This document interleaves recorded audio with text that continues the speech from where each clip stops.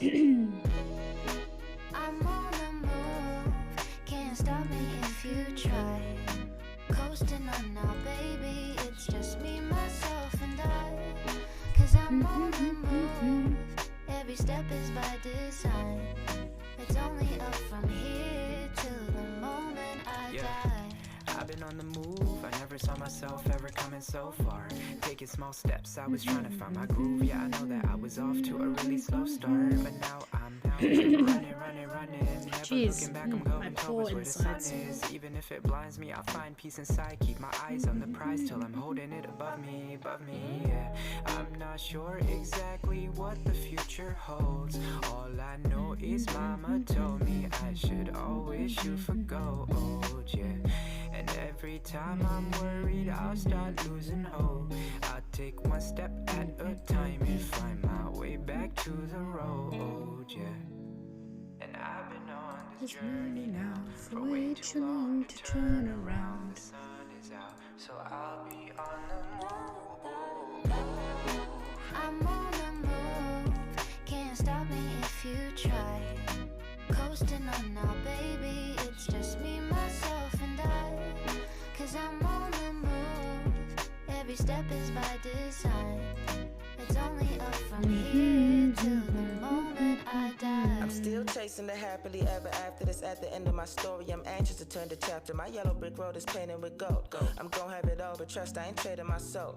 And if I'm being honest, I was at the bottom, took a lot of steps, had a little trouble with my walking. Now I'm Wally West. It's obvious that nothing's gonna slow me down. Little introvert, but everybody know me now. It's like this game kinda crazy. How everything's changing. I hope I never lose myself. Moving so fast, trying to maintain it. My poor throat is just being a bit of a bitch, but that's fine. Hi Leo. Hi Heartstopper. I agree. I see it's Blobo Rant Hour. Yes, you can already estimate this. You can already guess. You can already guess we are just gonna have a little bit of a fun time today, and I'm just gonna not shut up for the next hour or so. Because, oh boy.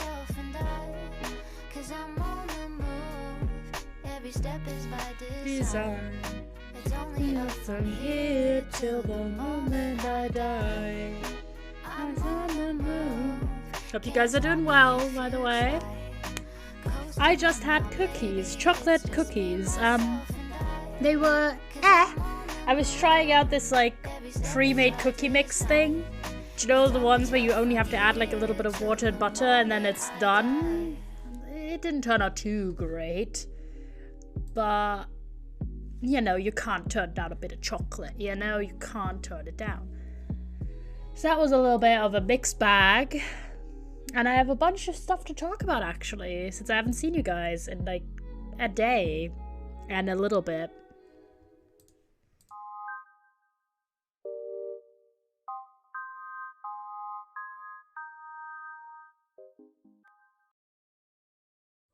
There we go. Your local fave made box mix cake. What flavor?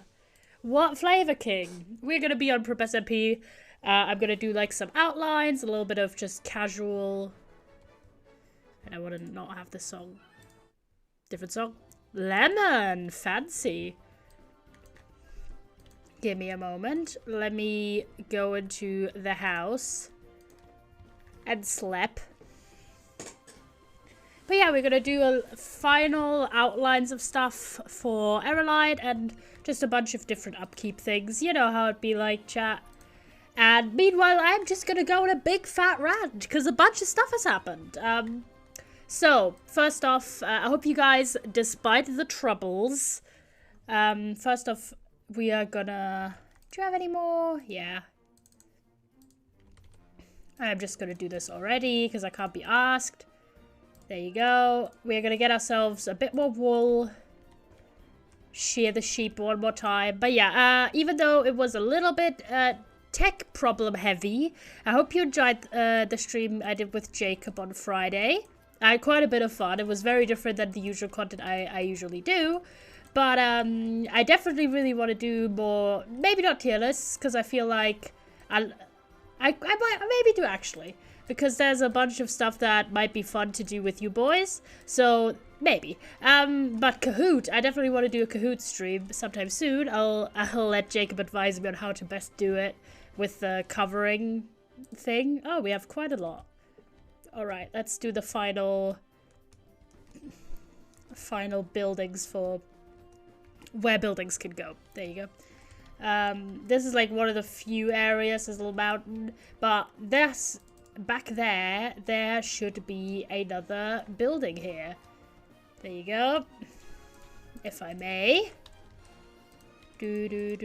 So I hope you, despite the problems, enjoyed me doing something with some new creators, and you'll be pleased to know I chatted with both Jacob and Casper for quite a bit after stream, like quite a few hours, mainly with Casper because Jacob was really tired, but Casper was really, really nice. It's Casper's birthday, by the way, today, so shout out to him. I almost said Jasper because I was just like, well, never mind. Point being, happy birthday to the man. Hope he has a good day. But yeah, we really had like a lovely time. We just talked a bunch. I found out that he also really likes South Park, so that's Poggers. And then we talked about a bunch of old movies and like general things, you know, how it'd be like. Either way, we had a lovely chat, and so at about like 2 a.m. we stopped chatting. So mind you, I streamed until like midnight, so we talked for like 2 hours afterwards. We'll leave the mountain area. We'll do like plants or whatever. Okay, I think there's only one more left.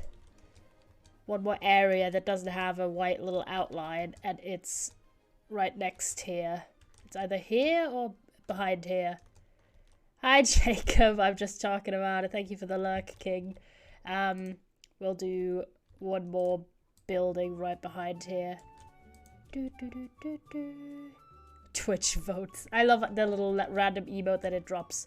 Gaming as usual. Hi, Mike. By the way, if you want to play anything today, I have time, so I can do like Create Value or something in a bit, or anything else really. I'm pretty open. All I'm gonna do is talk about assorted topics. So yeah, anyways, really had a lovely chat until like 2 a.m.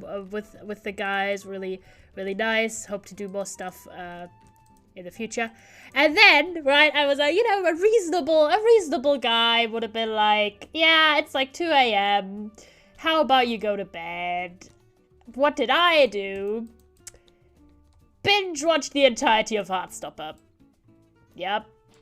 I make healthy choices. Okay, admittedly, right? So, you guys know I do usually, I guess chilling and TV should work. I'll be there in a little bit. I do want to give the people my Heartstopper chat. But yeah, so some of you guys have heard maybe me rant about so that I started watching the first episode and I got to the title screen, and then Tubbo went live and I was like, I gotta watch that because he's basically like one of my favorite streamers, if not my favorite, and he's been on a little break for like 2 weeks. So I was like, oh my god. I'm a fierce binge watcher. Like, I'm very like one of my, like, I used to have the nickname Pac-Man because I devoured just TV shows like it was no one's business. And also sometimes books, but mostly pronounced in TV shows because, you know, they're very bingeable. I was the kind of guy who sometimes watched like 10 seasons of a TV show in like a month. Yeah. Either way, I only got to the title screen of the first episode of Heartstopper before I got interrupted by wanting to watch Tubbo's new stream. It was very lovely. And then I had to go live myself. You know, the trouble of being both someone who enjoys other streamers and is a streamer themselves. You know, you struggle. I woke up at 8 a.m. to watch Heartstopper, then I watched it till like 1 p.m. and finally got out of bed. King shit, honestly. But yeah, so I finished my chat with Jacob and Casper, mainly Casper again, because Jacob literally fell asleep at the end. Like, Mads literally fell asleep, and then Casper and me just talked about random, like, actors that we thought were cool. It was pretty funny. it was a great chat though. So it was like 2 a.m. Okay, and then I was like, okay, now it's time to watch Heartstopper. And then of course I binge watched the entire thing straight through, so I was up until like 7 a.m. But I only did that because I already knew that I wouldn't have work on Saturday. Because usually you guys know I'm a paper boy. I carry newspapers around, so usually I don't have time. Do I want to have another building here? Kind of, but not really. Well, yeah, we can fit it in, I think. Anyways. There you go.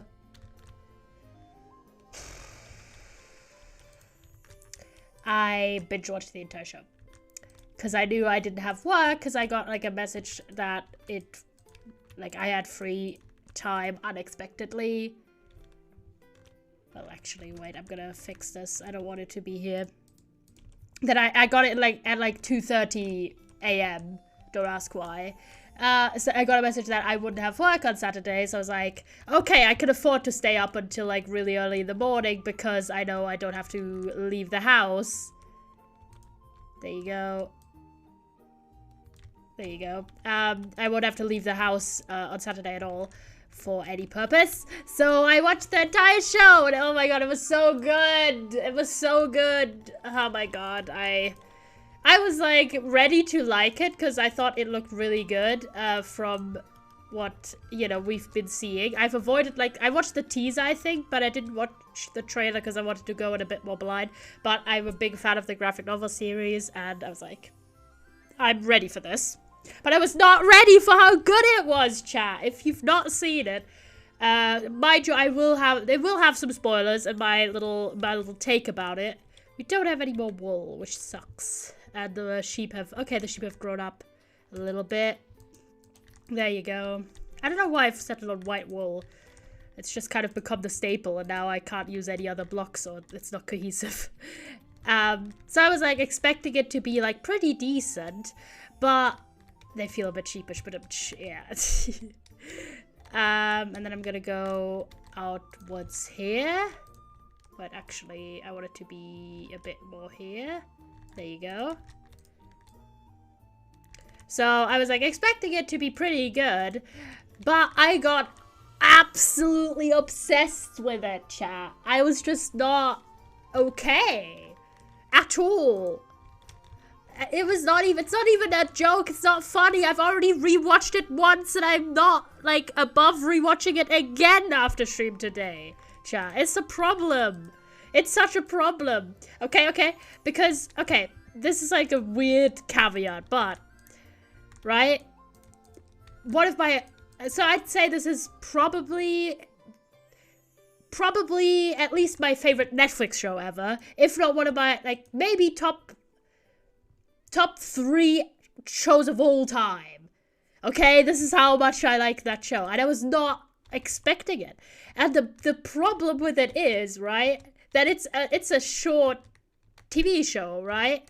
Like, it only has 1 season so far. Hopefully it does get renewed. And it's 8 episodes and like half an hour long. Not even. They're like 20 minutes long. And it's like, And then you have the graphic novels. And like, that's a bunch of content, but also not that much. Because again, yeah, I've already read like the 2 mini things, like the mini comics and the Becoming Human AU that I hadn't read before. And I've reread the first book. Because, yeah, it's a problem. But, okay, yeah, man, I'm sorry. I'm not very articulate at the moment. But the thing is, right, I was not ready to like it quite as much and to see it as, like, one of my favorite shows ever. And I was also hoping that I wouldn't like it as much because, hi, Blue, I'm ranting about Heartstopper. While we do, like, random stuff around town. I was hoping, like, that I wouldn't love it quite as much, because one of my other favorite TV shows of all time is Good Omens, and Good Omens is also a mini-series with, like, limited actual canon work, and I was like, I hope I only like this a little bit, because there's not that much content of it, comparatively, because I'm the kind of guy who's watched TV shows that have, like, 15 or 20 or 25 seasons, for reference. So I was like hoping that I would like it, but then I watched it and it's like my favorite thing and I'm just obsessed and it's annoying me a little bit, like in a good way, because it's so good. What the fuck? Who gave them the right? Who gave them the right, I say? Like, bruh, I was not ready. And one of the things that I love the most is that it just feels like so much like the books, but it's even better, I think, even, okay? Because, like, the series is, for reference, basically kind of featuring the events in the first 2 volumes of the graphic novels, right? But the show actually focuses a lot more on the side characters and really gives them a lot more, I feel like. And I really, really love how they adapted, like, the characters, and I think they've made them better. Hi, Haki. And I was just so... That's the best way I could describe it. Right, so... What? Okay, I'll talk a lot about it. The editing, chef's kiss. Whoever did the fucking editing, whoever did the sound design, whoever chose the fucking soundtrack, chef's kisses, chef's kisses, chef's kisses. It's so good. It's incredible. It's just... And there were so many things that... I've watched it 2 times now. Again, probably gonna watch it a 3rd time. And this is a problem. This is not productive at all. Admittedly, I've also done productive things. I'll chat about those in a minute. But at the moment, I'm gushing about this because I'm so just like, about it. I kind of want to go... I have an idea, actually. Yeah, I do have water breathing, but I kind of don't want to. I wanted to get some... crystals, because I have a silk touch pickaxe. I have no idea what to use them for yet, but, you know. And there were so many things that have stood out to me, like the editing, sound choice, right? Like, that's just one level, but just so many things that shouldn't be, that shouldn't be rare, chat. Like, seeing a TV show that is teenagers that look like teenagers was just like, what? You know what I mean? You're so used to seeing, like, the Riverdale type, you know, people where you're sure, like, the actors are 100% over the age of 25, and you're just like, okay. And just seeing, like, normal, like, still, like, some of them still relatively attractive people, but you know what I mean? Like, not setting unrealistic standards for what young people look like, because they are not young people. And just, like such a diverse cast and just showing a bunch of random, like, just people. And it like, that one was very pleasant. I knew this, of course, because we knew about the casting in advance, but the point still stands. I'm getting amethyst clusters, mind you. I have no idea what for, but maybe for decoration purposes. Just a few of these boys, because I do have silk touch now, and it's quite nice. So... just on that fact alone, I was like, yo, this is really cool. I mean, I was, again, as someone, I've read the Heartstopper series, and my first contacts with, like, Alice Oseman's work overall was all last... Actually, the first thing I've read ever of Alice Oseman was Loveless in late 2020, I believe. But the most of my reading I've done last year, right? Early last year, approximately. So... That's where I've sort of first had my contacts with it. So I followed the Heartstopper series basically from the second, like, before it was even announced, I was, like, already in that field. So the second it was announced, I was hyped for it. So I knew a lot about, you know, them having, like, open casting calls and everything. I literally was, like, following Alice Oseman's social media at the time. So... I was aware that. So we're gonna have the amethyst clusters. I have no idea what we're gonna use these for, but, you know, you never know. I should actually put my...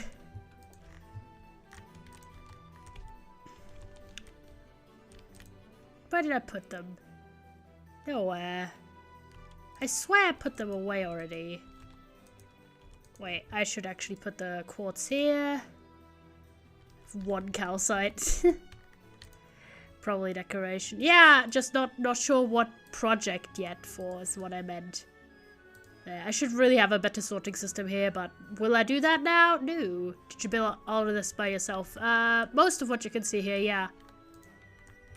The only things, if it's about Aerolite, I've built everything here except this house here, and this house with the balcony, and then this other house here. Yeah, here, this one. So, within the borders of my town, except those 3 buildings, I've built everything here, yeah. Including the, what's it called? Lighthouse. So, yeah. Again, so I knew about the casting before, but it still was just really cool to see that it was, like, people who you could reasonably expect to walk around just in the world. This is multiplayer. Yes, this is an SMP. Called Perp SMP. It's another creator's SMP called Toby Looks Like. This is his semi-open SMP basically. I really need to do shit with my enchantment books at some point because it's getting ridiculous. There you go. I'll put these here to the other ones. This is crap that we don't need. I see lovely yellows here. It's the town color. So how the server works is we have different countries basically, and Heartstopper has been a comfort read for a while about. I feel that, but I will go into how I feel as someone who's read and liked the graphic novels versus someone who's also watched the show. I'll go into that as well, but I want to find something to do that we could do a little bit more mindlessly, which is probably just going to be mining on the account that I want to do something while we chat, because I always feel a little bit bad if I'm just running around in Minecraft. Like, this would be a just chatting stream if I always feel like I'm not providing you enough visual interest if I'm just doing just chatting streams, you know? Because I don't have a face cam, I'm like a little PNG, which I think is fine if you have like gaming footage in the background or other footage, but just having like a little, oh, you're an OG, Blue, jeez. Heartstopper is actually, I think, the last thing I read of Alice Oseman's like published canon at this point. I think actually, yeah, because I started with Loveless for various reasons. But I'll go into that. Yeah, anyways, I do feel bad if I'm just like giving you a static picture or something that I'm having my PNG stand in front of. So this is why we're doing Minecraft less because getting myself to the VTuber, so I get you. Yeah, I don't know. I'll go into that as well because I have a bunch of shit to talk about, but yeah. Anyways, so I gotta introduce you to boyfriend's SMH. Yeah, you should, please. Dolphin's Grace, my beloved. Anyways, yeah, so just the casting, to actually see the show and see that the people were really age appropriately cast. PG YouTubers are the best. PG YouTubers are really fun, but there's just a little bit of an effortlessness, and a lot of things are easy if you have a face cam, but this is like a different topic. Because at the moment I just really want to rant about this, and it's in the title, so I don't want to disappoint people who come in and like, what's this guy's take on this show? That like has been, I'm so happy that people have really, oh, this looks like a pleasant enough place. Look at that, chat. Isn't that fucking cool? I mean, I'm not always a big cave enjoyer, because they are not relaxing, chill mining experiences, but they are certainly visually extremely stunning. Like, yeah, no, I'm gonna try and go for a... Wait, actually, can I find a space that is already deep enough in this big-ass cave? I should have a... Do I have any wood on me? Nope, I don't, actually, never mind. Give me a second, I really need to get torches. We'll get ourselves some wood. 1 mil wood. But yeah, anyways, so just the casting alone to see people who you buy that person's meant to be like 15 was really just lovely. Just really good, and I'm so happy to see that. And to know that everyone who you know, watches that and a younger person, they might see themselves and not get that weird thing when you have watched something like Riverdale where you're like, that person doesn't look like they're like a high school student. And you're like, bruh, why are you like this? So that was one thing that stood out to me a lot. Okay, maybe not all of it. There you go. I don't have a lot of coal on me, but we're gonna get ourselves some coal, I think. Oh, I do have a bed. Never mind, I'm a genius. I'm a lot more prepared nowadays than I used to be. But yeah. So the age-appropriate casting was one thing. Then the other thing is that Heartstopper, like, not even just the graphic novel, but the actual TV show as well, it's just so nice. Like, you know what I mean? Because I feel like there's been this trend in teen drama shows broadly. Yeah, Tobey Maguire's Spider-Man, which is why I think a lot of people really, really liked Tom Holland's, because he just looks a lot more appropriate. I think that's one of the reasons. People just feel like, yeah, that could be the case, you know, not necessarily that it is, but that it looks a bit more probable is basically the way what I'm trying to say. But yeah, like I've noticed that it feels like a lot of the popular / like there's a fucker here. Let me get that guy. That there's just a lot more just really depressing / like dark teen dramas. I've someone called out Euphoria. I've never seen Euphoria, so I can't really, I've just seen like memes, but so I can't really comment, but I can certainly comment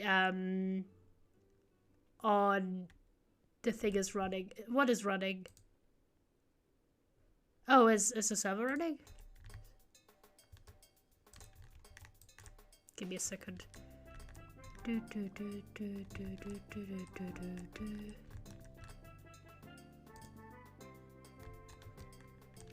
Okay, I'm just getting this coal because I do need a bit of coal actually. Forgot to bring more. Don't mind me. But yeah, where was I? Yeah, so that but shows that I think, let's say, even though this is a show I really liked, The End of the Fucking World. Oh, yeah, just I do actually have it on, I don't have Discord in the foreground. I do appreciate the ping, thank you. Give me a second. We're at 40, so we really need to get a lot deeper down for some potential diamonds. I was like, you know, why go mining just normally when you can go mining and potentially get diamonds? I'm just saying. Either way, even though The End of the Fucking World is a show I've personally really liked, it's also an incredibly dark show. Like, people die. Like, it's not a casual, like, fun drama, you know what I mean? It's like, it's rather serious. And then you have other shows, you know, not to say that those are not appreciated, but it just feels like every teen targeted show that's been really popular recently or come out recently has just this focus on really, really serious topics, which sometimes teenagers deal with, but not every person's, like, life experience is like that. So to see Heartstopper where a lot of the stakes are normal stakes, like there's not people dying, you know, there's not people getting permanently injured, you know, it's really normal stakes. Okay, normal is a bad word, but you know what I mean. It's rather commonplace happenings in that. Because I don't know, your Minecraft looks cool. Thank you. I really appreciate that.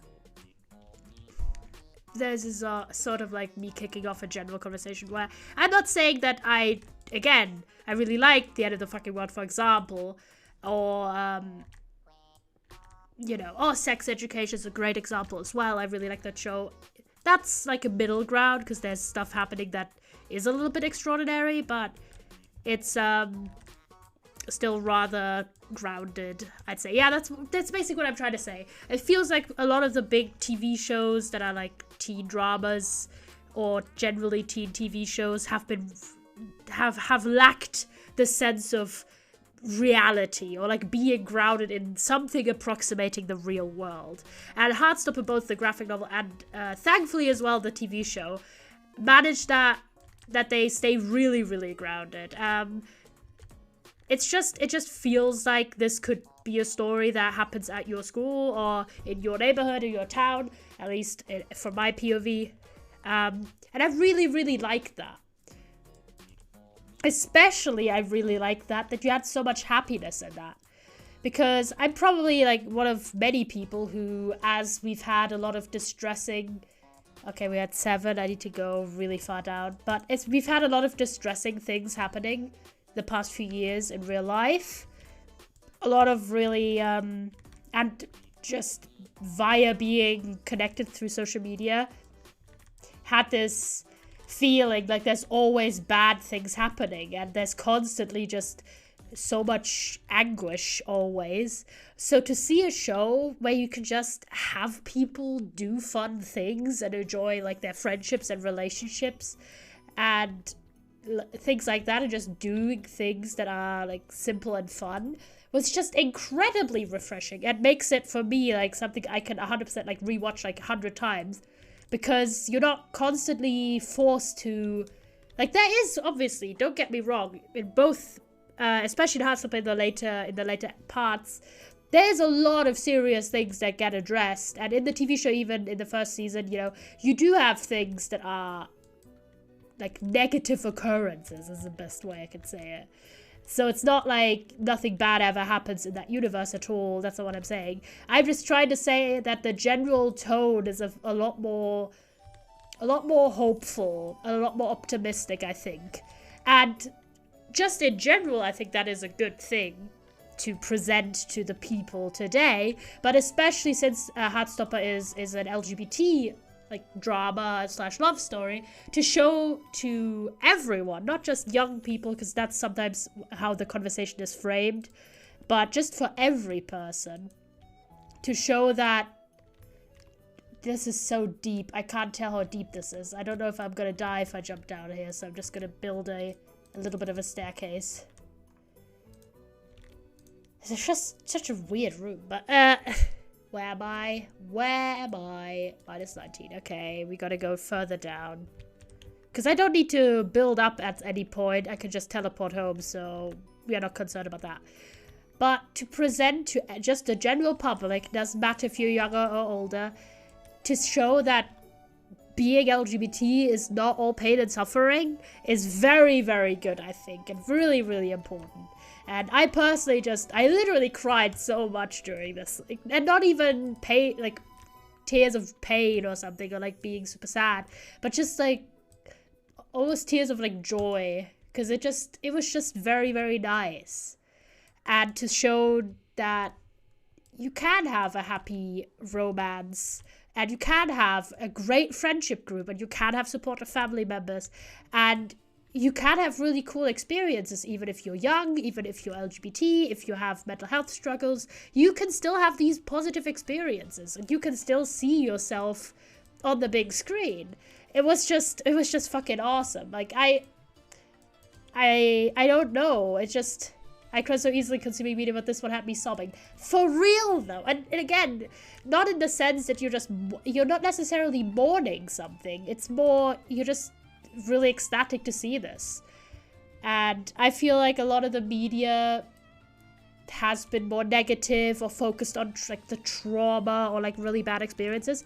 Which again, there does happen, like there is bad stuff in Heartstopper, because it doesn't shy away from that. It's not presenting some utopia that is unachievable. It's presenting what I consider to be a rather realistic but still hopeful vision for people to see and be like, hey, you know. And I think not even, okay, on one hand you could say younger or generally like queer kids can look at this and think, hey, this could be my world. But I also think about the fact how many kids will have the opportunity to show Heartstopper to their families and be like, it's gonna be okay for me. You don't have to worry that I'm gonna end up alone or unhappy in my life because I'm LGBT in some form. And because of the cast as well, you can have that. Okay, if you're gay, if you're bisexual, if you're trans, you have all these characters, or lesbian as well. You have all these characters who, for parents, for guardians, for just friends, your family, whoever, yourself, can be like one example. Like, hey, this is someone who could reasonably like be a bit like me, and they have things that are really important in life, like friends and fun and hope, and to show that that's something that is achievable for just all of us, I think is really, really, really good. So just to know that like, think about it. How many, if you're, I'm reminded, okay, there's a scene in the show, this is not a big spoiler, where one of the characters, Nick, looks up best LGBT movies on his phone. And think about how many of the movies or TV shows that come to mind when you're thinking about LGBT media. Like, the person experiences extreme horrors, or dies, or doesn't end up with their loved one at the end, etc. Like, think about it. Think about Moonlight. Think about Brokeback Mountain. Not saying those media are not valid and good and deserve to exist as well. This is not a critique on that. But I'm just saying, how many times has the gay couple, most frequently the gay couple, ended up with one of them or both of them dead? Do you know? Like, just thinking about that. And then to see in Heartstopper where none of the characters die, the couples end up together and they're happy. It's just such a tonal shift that I think is really, really refreshing. And I hope that Heartstopper gets renewed for like 3 seasons. I think even shows with much more extreme stakes and stuff, just having nice character-based moment episodes where you just see the characters do their everyday thing, plays a factor that, yeah, that is really fun. With way too much explicit stuff or huge age gaps. Yes, that as well. Just to know, okay, think about something like Call Me By Your Name being extremely popular, or think about traditional old-school gay media like The L Word, or Queer as Folk, or insert everything here, basically. And I think that Heartstopper, why am I digging down? I'm already at the right level. Jesus. Now I'm too deep down. This is the correct level. I just was already in the going down mindset.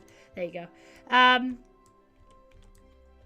think not only does Heartstopper deserve to be successful, have like 3 seasons, give me all of the content, I'm here for it, but I hope that it kicks off this new era to show queer joy is good and queer joy can be successful as a media premise. You do not need to write queer suffering in your stories to make it interesting or give it stakes or something. It doesn't need to be all suffering for people to be invested in the story and the characters. So I'm just like, okay, that was like a big tablet. And this ties into one thing that I talked to Red Moderator about just like immediately after I did my little, like they watched it the first time, I watched it the second time, is that, I don't know, like people who've watched it, none of the main couples in the show, which is Nick and Charlie, kind of Tao and Elle, even though they're not like they're in the sort of could be a couple phase, but also Tara and Darcy, none of the main couples have any cheating storylines. Like actual storylines where a character cheats, not like someone suspecting something, like not even actual suspicions. Because I'm not counting the Imogen thing, because like Nick literally explains it immediately, so it doesn't really count in my eyes. But in like an actual proper cheating storyline, where either someone does cheat or the people are together and there's expectations. Oh, this person has been acting strangely. Maybe they've been cheating on me. There's none of that. And like I'm someone who reads and watches a decent amount of romance, I'd say, especially reading. I've read quite a lot of romances in the past few years, and the amount of times when it feels like the only conflict people can come up with in an established relationship is a cheating storyline. Literally the only one is Ben and he's the horrible ex. Exactly. Like Ben, the person who is narratively presented as the bad guy, is the only person actually cheating in Heartstopper. At least in the first season. I mean, they could fuck it up next season, but I'm gonna not speculate, but talk about the facts. But think about how many times you've read a storyline and the character you're meant to be rooting for, like, a lot of their conflict with the people the person they love is either them or their partner potentially or actually cheating. And I'm just someone who finds cheating storylines to be really shit because I don't understand it. And it really stuck with me that they had, especially like Tara and Darcy as like the main established couple from the start of the show, right? Because Nick and Charlie get together during the show, obviously. None of their storyline ever puts into question that they love each other and that they are really happy to be in a relationship with each other. Like, even, again, this might veer into spoilers, even when Tara post them coming out is really struggling with how much that weighs on her. She's never like, I want to break up with Darcy. I'm not like, this relationship's not working out. Like, that's the part she never doubts ever in the show. And to show, not only in general, you do not need to put in a cheating storyline to have interesting and tension-filled storylines with people who are already in a relationship with each other, but also that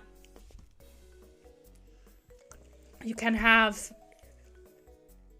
just the fact that you can have a happy lesbian relationship on the screen. It's just like, where has this been my entire life? I'm just gonna be real with you boys. So those are some of the things that really stood out to me, like on a meta level, basically. So age-appropriate actors, no cheatings, and a lot of just happiness. And also, as well, that it is it's a drama. It's not really a rom-com. It is a romantic drama per se. But they really don't de-emphasize the value of friendship in that storyline. Even more so, I think, in the TV show than in the graphic novel, because the graphic novel does center a lot of it on just Charlie and Nick, which again is lovely. We love it. But I really loved how in the TV show they made even more of an effort to also talk about Charlie, Tao, and Els, like, and Isaac's friendship group. Like, all of their friendship group. Then Nick and his, like, friends are, like, struggling which of these people are like, his actual friends. And I still think Imogen could have a redemption arc, but, you know, we'll get there. Maybe. But that it really doesn't... It's not afraid to take its time to also just show the main characters and just everyone having fun with their friends and how important that is. And it was just like, it's just so good, okay? It's just so good. And also, I'm someone with which kind of ties into what Blue just said about explicit stuff. I'm also so happy to have more, again, even though as someone who has liked shows like Sex Education, which are quite sexual by the name in it, mind you, again, for the younger viewers, yeah, that, you know, that's a good show, but it's very, very, very explicit. Like, very. To be fair, the show kind of knows this, because, like, I think the first scene in the entire series is literally, like, an explicit scene. But to see also in media, like Heartstopper, which even in the graphic novel continuations when Nick and Charlie have been together for quite a bit, it's a very... wholesome is maybe the wrong word, but it's a show that, and a series, if you read it, that's appropriate for all ages, and I really personally love that. I love when I can just have a romance media that I'm not forced to go through, I don't know, a lot of, like, explicit things. I'm very happy. If you're up to date, they literally don't talk about explicit until recent chapters. Yes, and that's, like, years. Not years, but I don't know quite, I'm not quite 100% on the storyline of the graphic novels, because I've read only until the last publication, which is the 4th one. So I've not read the new chapters on Webtoon and stuff. But yeah, if you're interested, a lot of it, I think all of it is actually available just to read online. But I'm just a sucker for the printed covers and everything, so I always am excited to read those like that. But yes, I'm just saying, like, it's a very approachable romance, not even just for people who are maybe younger, but also for people who just, Tumblr and webtoons, exactly. It's not even just for people who might be younger, but also maybe for people who just do not like that kind of content. And I think that is great. So it's just a lot of things that stood out to me on a meta level about the show that just, they shouldn't be so, like, revolutionary, but to me they really were. And then about the actual content, like, okay. I stand by this. I was in a city's chat, City in Hourglass, you might know him. I was in his chat yesterday, and I made my hot take about the Heartstopper based on having read both the graphic novels, at least the published versions, like until book 4 or volume 4, and having watched the TV show 2 times now. I think, again, I love the TV show. I think it's basically couldn't be done better at all. It's really, really amazing, and I count it into my, like, top 3 or 5 of all time, of all TV shows I've ever watched, because it's just consistently so amazing. But I'm coming for this with some nuance, right? I really loved Charlie specifically. I did 2 Heartstopper because I'm Tori twice. I told you you are Tori. I told you if I had to pick a character in Heartstopper that Red Moderators most like, it's 100% Tori. I'm just too good at this. I'm not 100% on who I most like, but I'm very sure that Red's Tori.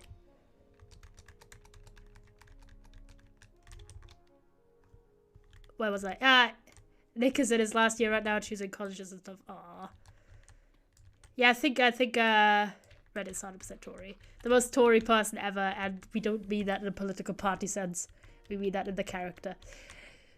I really need to reread the other 3 books because I've only reread the first one, and that's pretty close to what happens in the TV show. Except that I still stand by this. I signed the petition. Let Nick Nelson say fuck. Because he is absolutely just, he swears a lot in the graphic novel, and I really wish they had let him, at least when one of those times when he was facing off against Harry, like, please let the boy say fuck. Like, come on. Jesus Christ. But yeah, so I really loved, well, sorry for being a consistent character. Everything is performance, man. But, I'm just making a random mess here.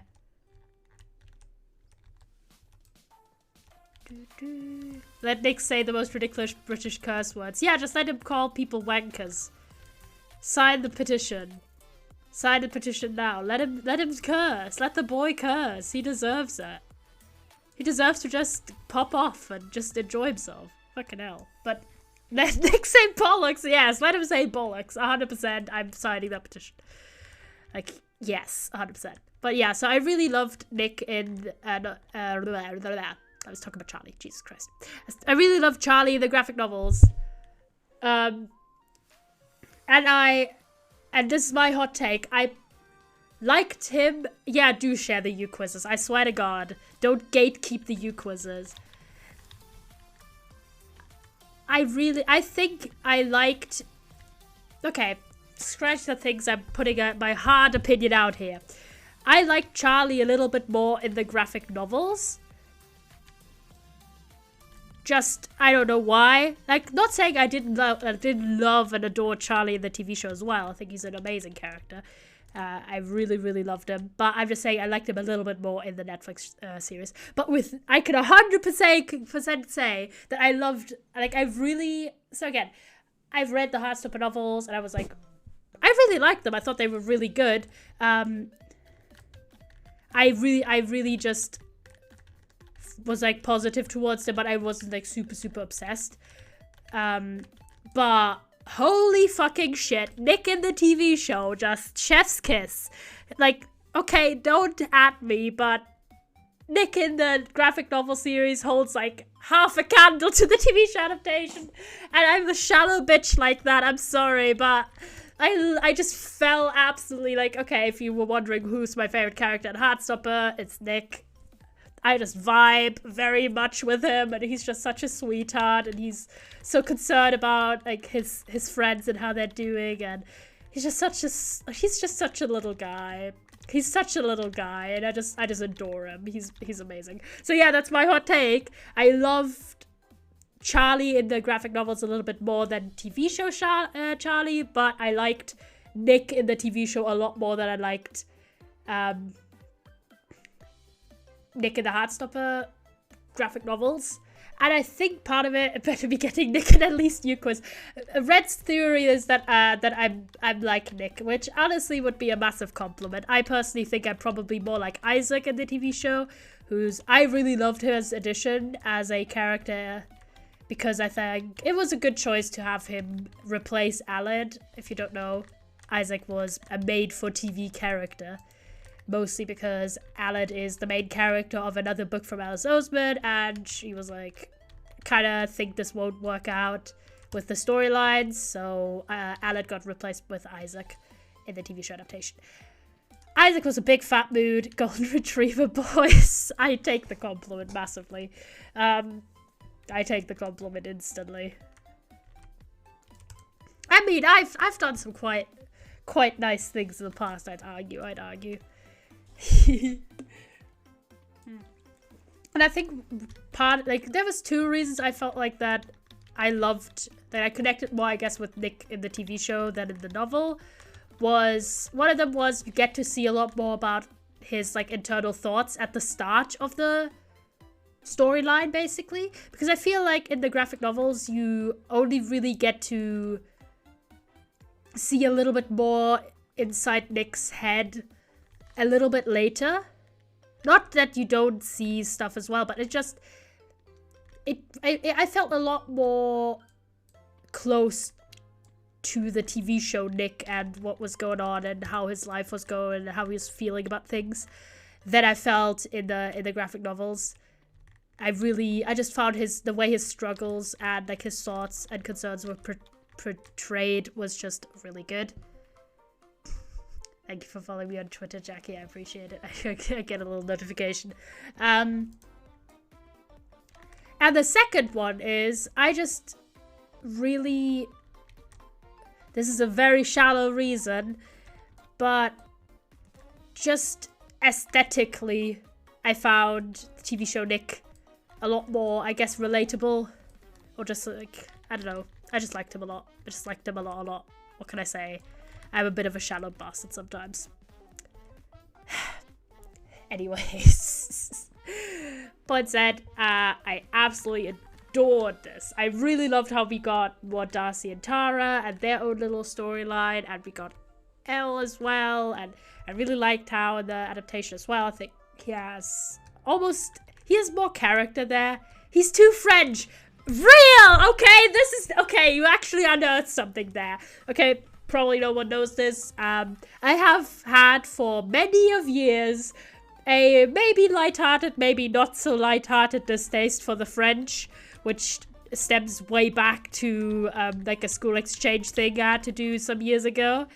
I've just really hated French as a language because it's annoying, and I've not had the most pleasant experiences with the general ethos. This is like a little bit lighthearted. I'm not Francophobic, but I'm a little bit Francophobic. I'll be real. So maybe that's that. Maybe I was picking up on unpleasantly reminded of Nick's Frenchness in the graphic novels, where I do know that the actor that plays Nick in the TV show doesn't know a lick of French, so maybe I was just positively affirmed towards him.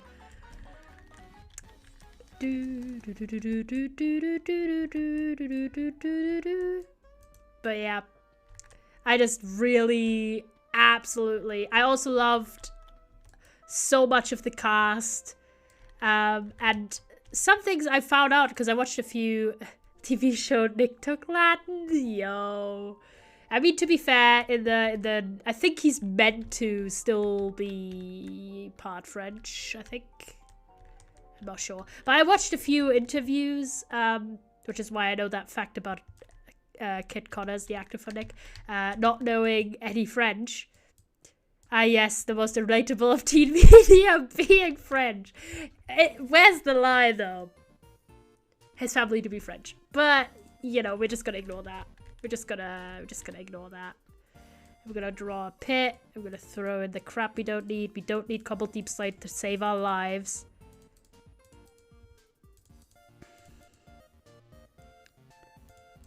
I'm just gonna fill this inventory, so there you go.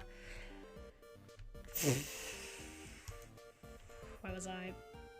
Mentally, just emotionally in life. There you go.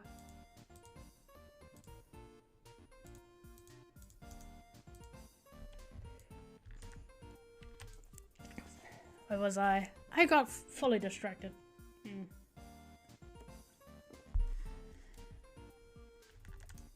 But yeah, I just generally absolutely adored it. I was like, I want to like this show because I loved the graphic novels already. Mind you, again, I will preface again, as someone who's read and watched both, I think even for a lot of people, the TV show might be a little bit more accessible as well. Because the graphic novels are very slice of life, which is fine and very lovely and again good, but I think it's a different thing if you have if you have slice of life as a TV show thing versus you have slice of life in written work. It's just a different kind of vibe. And I'm very excited how they're gonna adapt some of the parts, which is again why I'm hoping they're gonna do. You didn't even comment on the moms yet. Yeah, I'm not even gotten into this because the casting was just so good. Tao's mom, 10 out of 10. Nick's mom, 10 out of 10. We only saw Charlie's mom in like one scene, so, you know, like good enough for that, 8 out of 10. But, oh my god, Olivia Colman as Nick's mom was the best fucking casting choice they could have ever made. I already really like Olivia Colman as an actress. I've seen her in quite a few pieces of media. And seeing her was just, like, incredible. Oh, mind you, I've also watched, like, someone fully react to the entirety of the TV show. So I've basically seen it, like, another time as well. Oh, jeez. That was, like, bad placement. There you go. Okay, let me get the bed. Yeah, I know. Let me eat. Ah, crap. I didn't mean to place this many torches. I just wanted to eat! God damn it. But I'm very excited, which I can't speak even, Jesus Christ. I really hope that they fully adapt the entirety of the series as a TV show, because I'm so excited for some of the future plot lines to be explored on the screen. And this is a hot take. Again, I've read the published versions of the Heartstopper series, so my comments are referred to that. And I stand by the fact that, and this is maybe a controversial take, I personally found the 4th volume, which was the most recent one, to be the weakest one. Still really good. I gave it, I think, 4 stars. But I personally thought that the way some of the topics were handled was a little bit, like, the pacing wasn't my favorite. And I felt really disconnected to some of the story happenings because it was told through, okay, this is a big spoiler, but again, I did warn you boys that I will spoil the shit out of everything, because I'm trying to do, like, actual, like, just talk about things frankly. And this is not, like, a dedicated review where I'm promised to be spoiler-free. So if you haven't read the continuation of the happenings in the TV show, basically, if you haven't read any further than, like, the first 2 Heartstopper volumes, I don't recommend listening if you dislike spoilers. But, so, which is already alluded in the show, that Charlie has an eating disorder. And in the 4th volume, that sort of escalates to a point where he goes to receive some treatment for a little bit. But in the graphic novels, that's mostly communicated through Nick writing in his diary about it, and I felt really disconnected from that storyline. I really would have loved that to be a bit more just... Yeah, I've already said what I said. I felt like I felt very distant from it, because I was literally not there. I was just experiencing that storyline through someone else's, like, diary entries about it. And while I thought the fourth one was still really good, I felt it was the weakest one of the four so far. And I'm very excited about the fifth, which is the last, I think the last volume that's meant to be done. I'm really excited about that one. I'm, again, even though I am a little bit critical of the fourth one, I still loved it a lot. I just gave the other like 3 volumes like 5 stars, and that one 4. So it's still a really good book, and I still really enjoyed it. I'm just saying, I felt a bit disconnected from that specific part in the storyline. But the great thing about an adaptation is that there is that freedom to not have to do things 100% the exact same, which also the TV show for the first season didn't do, because you have Isaac as a completely new character and his little presence, which has the potential to expand in the future. Then you have a different way of talking about Tara and Darcy. You have Elle having a lot more focus and her storyline, and some of the details with Nick and Charlie themselves were also not the exact same. So the thing about it is that they have the potential to not 100% do... I don't know why I was using the different pickaxe. To 100% execute everything the exact same way. So I'm really interested if they are gonna do that storyline differently. Because I'm sure they will do it, because they've hinted at it in the first season as well. So if they get renewed, they may very well do that storyline again. And maybe I will connect a bit more with it, because I really think it's an interesting and important storyline. Caveat aside. Jesus Christ. I'm just drinking soda.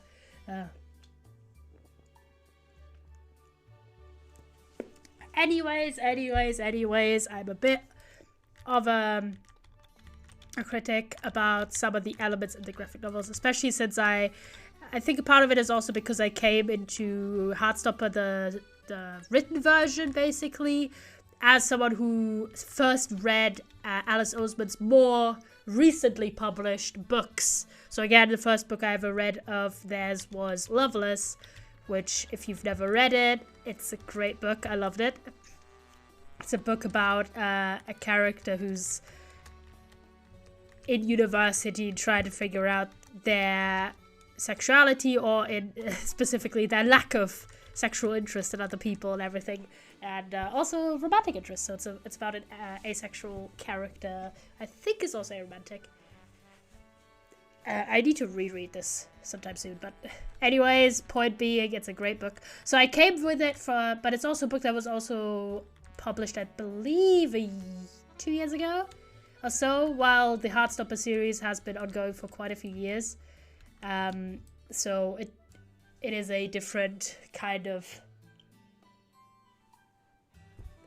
way to get into Alice Oseman and her content.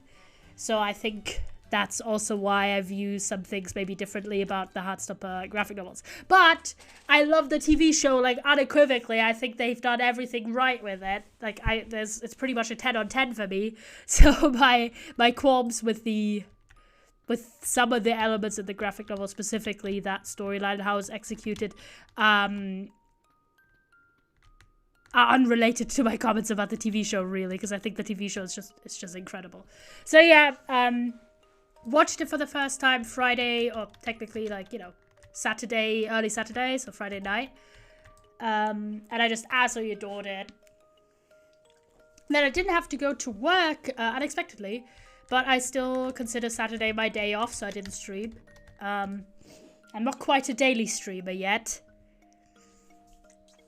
So, another thing that I've been recently really into, as you guys know. I mean, I've been into this for a long time, but I'm just recently consuming media from it, is the Heroes of Olympus series. You guys know that. And I did get on Friday the copy of the last book of the series, The Blood of Olympus, and I've started reading it, and I'm like 200 pages in, I think. Wait, let me have a look-see.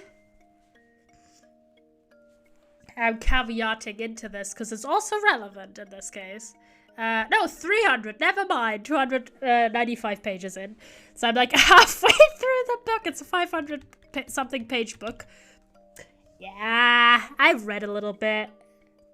You need to get more diverse friends. I'm trying, man, I'm trying. Why are you being stereotyping yourselves in the group chat? I swear to God. But, so yeah, I've read about 300 pages of the last book of the Heroes of Olympus series. It's pretty good. It's pretty good so far. It's really good. I'm quite intrigued how they're gonna solve basically the big bad. It's really good. And again, mild, I think at this point, like this book, like the Heroes of Olympus series, I think that last part of that came out in 2014. So I think I'm fine with giving mild spoilers for the series, or slight spoilers. But why I'm bringing up Heroes of Olympus, generally.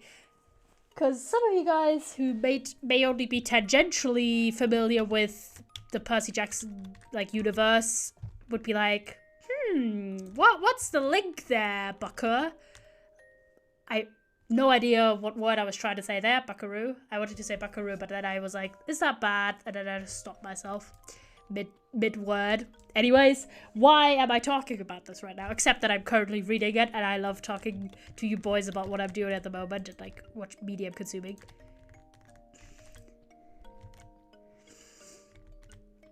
Try to prove I'm my own person. I'll do the quiz afterwards. Okay, I could actually just do it right now and tell the boys the result. But first off, I gotta tell the story because I distract myself way too much. I'll do it and I'll tell you boys on stream what I'm doing. I can even show you. That's a good idea. I'll do that in a second. Give me a moment. But yeah, why am I bringing up the series on stream Heartstopper? Yeah, we'll do that. That sounds actually really fun. But anyways, why am I talking about this? If you're only tangentially familiar with the Percy Jackson universe, or even just know the first series, which is Percy Jackson and the Olympians, then you'd be like, that's a really generic media, as in it's not specifically anything. It's just a good series. It's really, you're like, what's this about? But then I will discard it because I already knew this before I started even reading anything about Percy Jackson. I was like, I know that there will be LGBT characters later in the series again, because big man Rick Riordan was like, I'm gonna put a really interesting IP in front of your hands, right? One entire series that's really straight and all the characters are pretty much at least not explicitly LGBT, and then I'm just gonna make some follow-ups where I'm just gonna cram as many guys in there as I can. I'm just gonna be an extra bitch. So yeah, and in the follow-up series, which again is a direct spin-off sequel to the Percy Jackson books, so the Heroes of Olympus books. And the last book why I was so excited, The House of Hades, is where we have a little big moment where one of the characters in that book admits that he has a crush on a guy. Shocked face. Obviously, in terms of it's a lot less of a focal point, but that book, House of Hades, came out in 2013 and it was published through fucking Disney. And to just, man, it just made me really happy. Plus, I really liked that character, so I was like, yeah, let's go. So, yeah, that was in the last book where you find out that little detail. I was very excited about it. And now we have this final book where they do actually relatively, I don't want to say frequently, but it's mentioned multiple times, this little like crush thing. And it's just like, yes! I'm so hyped about it. Even though I love the Percy Jackson books just in general, even the first series, because they're just so action-packed and they've got really great characters and the mysteries are really good. Pacing is awesome. It's just really exciting to read. It's just really, really captivating. But now being in that second series, like falling in love with even more of these characters, and then now even having at least one confirmed non-straight character in that series, I'm like, yeah, let's go. So yeah, I'm like only 200-ish pages or so away from finishing that series. And then I believe the next series in the like Rick Riordan canon that I meant to read in that order, I believe, is the Chronicles, the Kane Chronicles. Yes, the Kane Chronicles. And I already have the first book of that series that I bought ages ago because I saw it sold pretty cheaply. I'm looking at my bookshelf. Yep, I have it. So I already have the next thing that I meant to read. So yeah. And fun fact, I also got a copy of the third, which is the final book from the Kane Chronicles, for like $4 on eBay. So of course I couldn't fucking say no. I got it myself, the third book. Cause yeah, I am a little collector boy. So yeah, that's the tentative connection, to have two pieces of media that at least are very, very queer and a little bit queer. And I'm gotta have a big shout out. And also I've heard that apparently, again, what I'm saying with the whole, you know, you're pulling some media that just people think, this is just another straight, perfectly appropriate IP that we can have like $1 billion of profit, or £1 billion profit.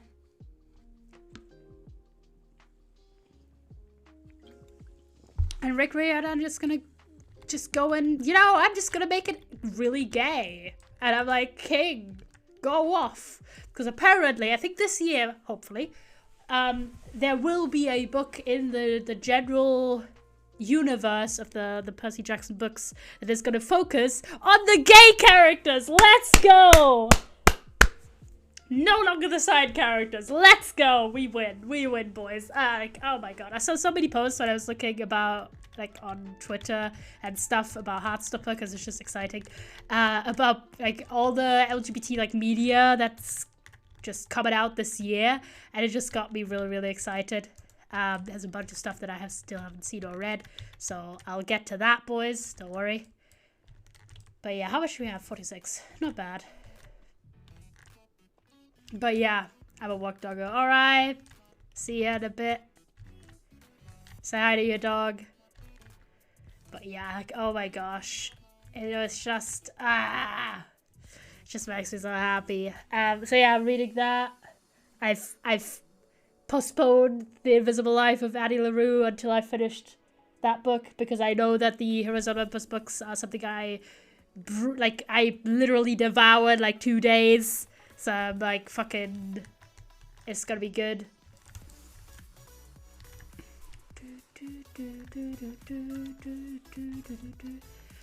Wait, so chat, I'll see how I can do this. Give me a moment, because I do want to make this quiz, and I think it'll be fun content. Perfect follow-up. Okay, wait, give me the quiz. Which one is this? What Heartstopper character are you? I'm gonna send myself the link per email, then I'll show you boys. We'll just go to just chatting for a second.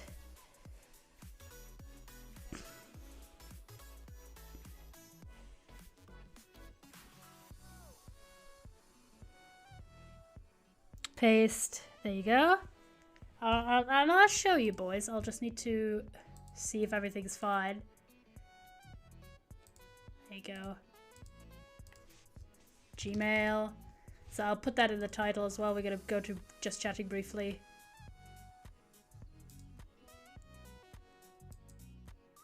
So I am gonna exploit this a little bit. I deserve it. Just chatting very briefly. There you go. There I am. I'm just gonna get this link in my slightly safe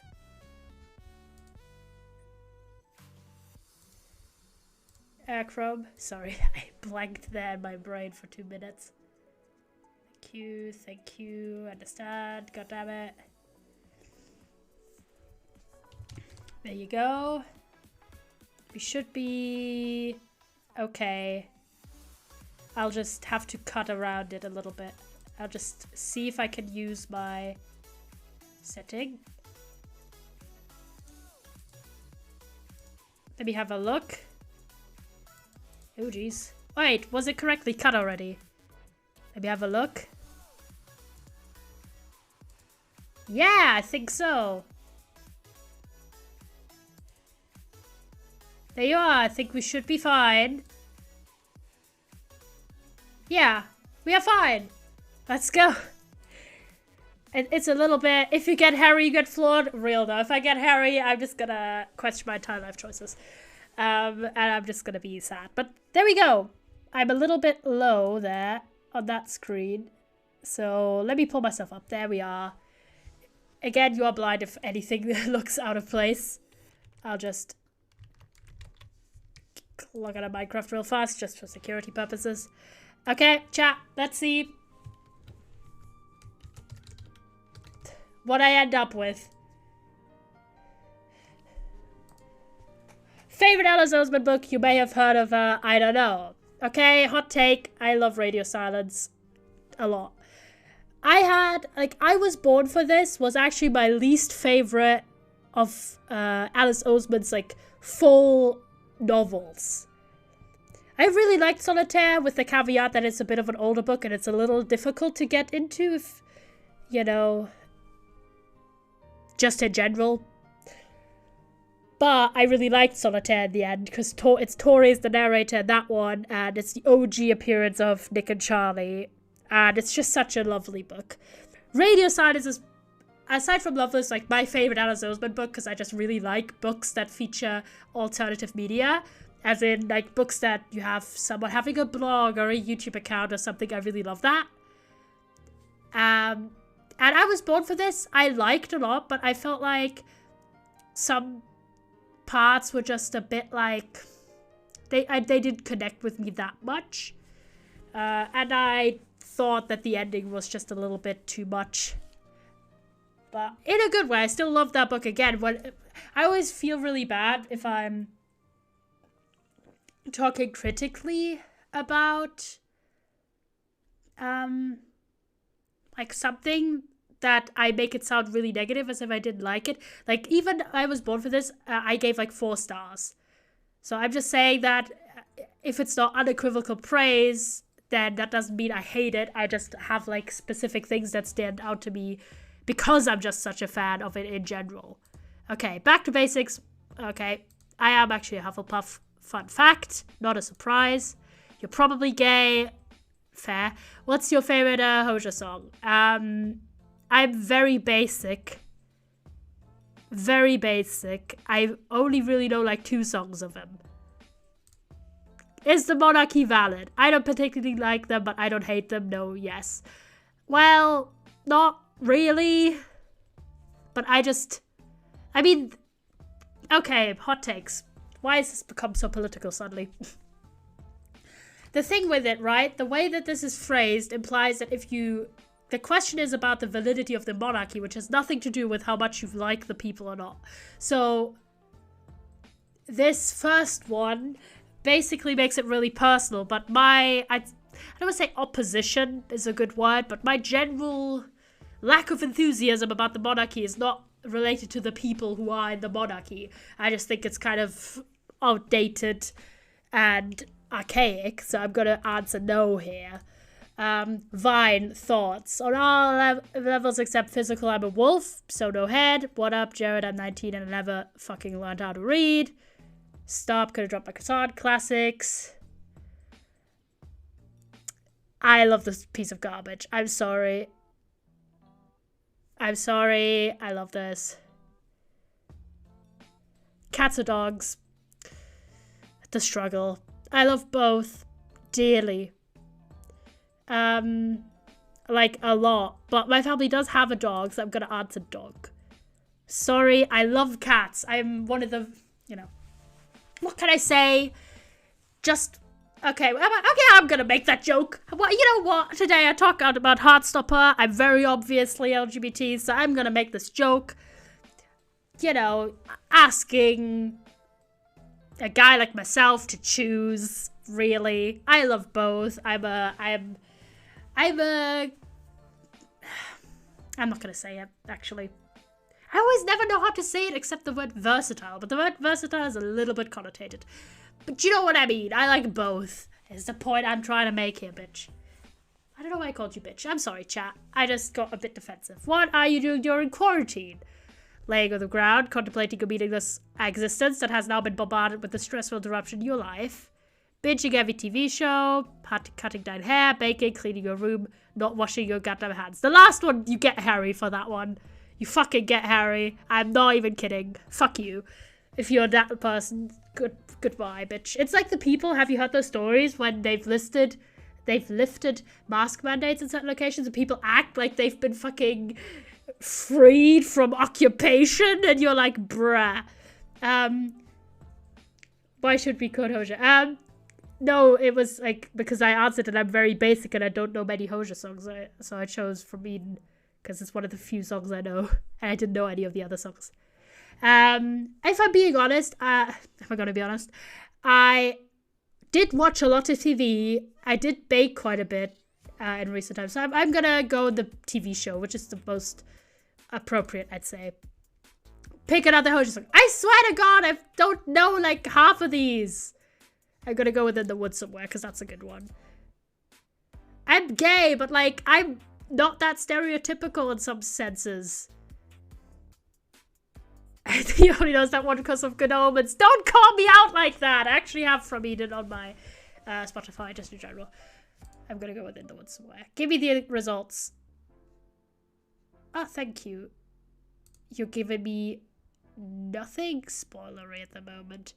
Thank you. I got Aled, who's not even in a TV show. You're supportive, perceptive, and creative. You're quite reserved, but you have a whole knocking around that brain, maybe a whole other YA novel. That's a good reference. So I got Aled, which is not a character in the TV show. I also like how that immediately there's an Am I Gay quiz. Am I now Nick from the TV show? Can you even see that, chat? Look at that. They be calling out. They be calling me out. They do be calling me out. And the answer is yes. And I don't need to take an Am I Gay quiz. I've already done that when I was like 14. Like, chill out. Fucking quizzes. Okay, chatters. Since we're kind of already with this, should we do like other quizzes? Trending quizzes. What is the quizzes? Fuck you. Don't spoil shit to me. Actually, the ads have been relatively decent on not instantly yeeting me. Are we just all the same, huh? Pick some men.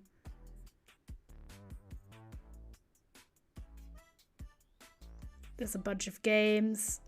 I gotta be kind of careful.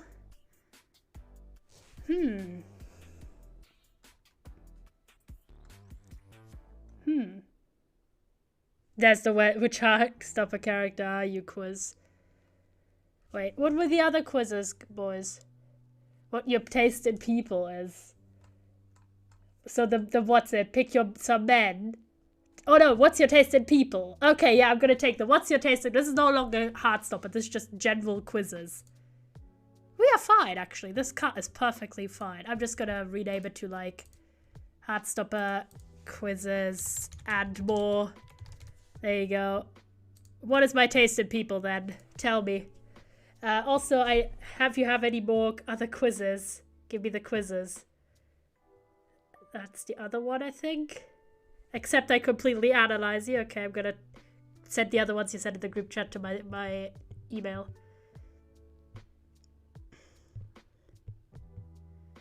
There you go. I see that one. The analyzing one. So I got Alan, which I don't think I'm that reserved, to be honest. I don't think I'm that reserved. Okay, the Taste of People one, I see. Which Heartstopper character are you? Okay, we're gonna give that one a try as well. I have no idea why we got there. So I can't see you really chat at the moment. Sorry. I'm just to myself. There you go. Just mailing these to me, because that's the best way to get stuff from your phone to your PC I've found. I can't speak. Jesus Christ. Okay, I'm sending these two to me to do afterwards. So we're doing the judgmental one. Okay, what's my Taste in People? Well, this goes real intense instantly. Jesus Christ, boys. Redmod and Bluemod be out to get me banned on Twitch in a second. Well, not the other mother. Who picks the other mother? You're fucking insane. Your brain are you okay? Do you need therapy? Like, genuinely, if you pick the other mother, are you okay? I don't know.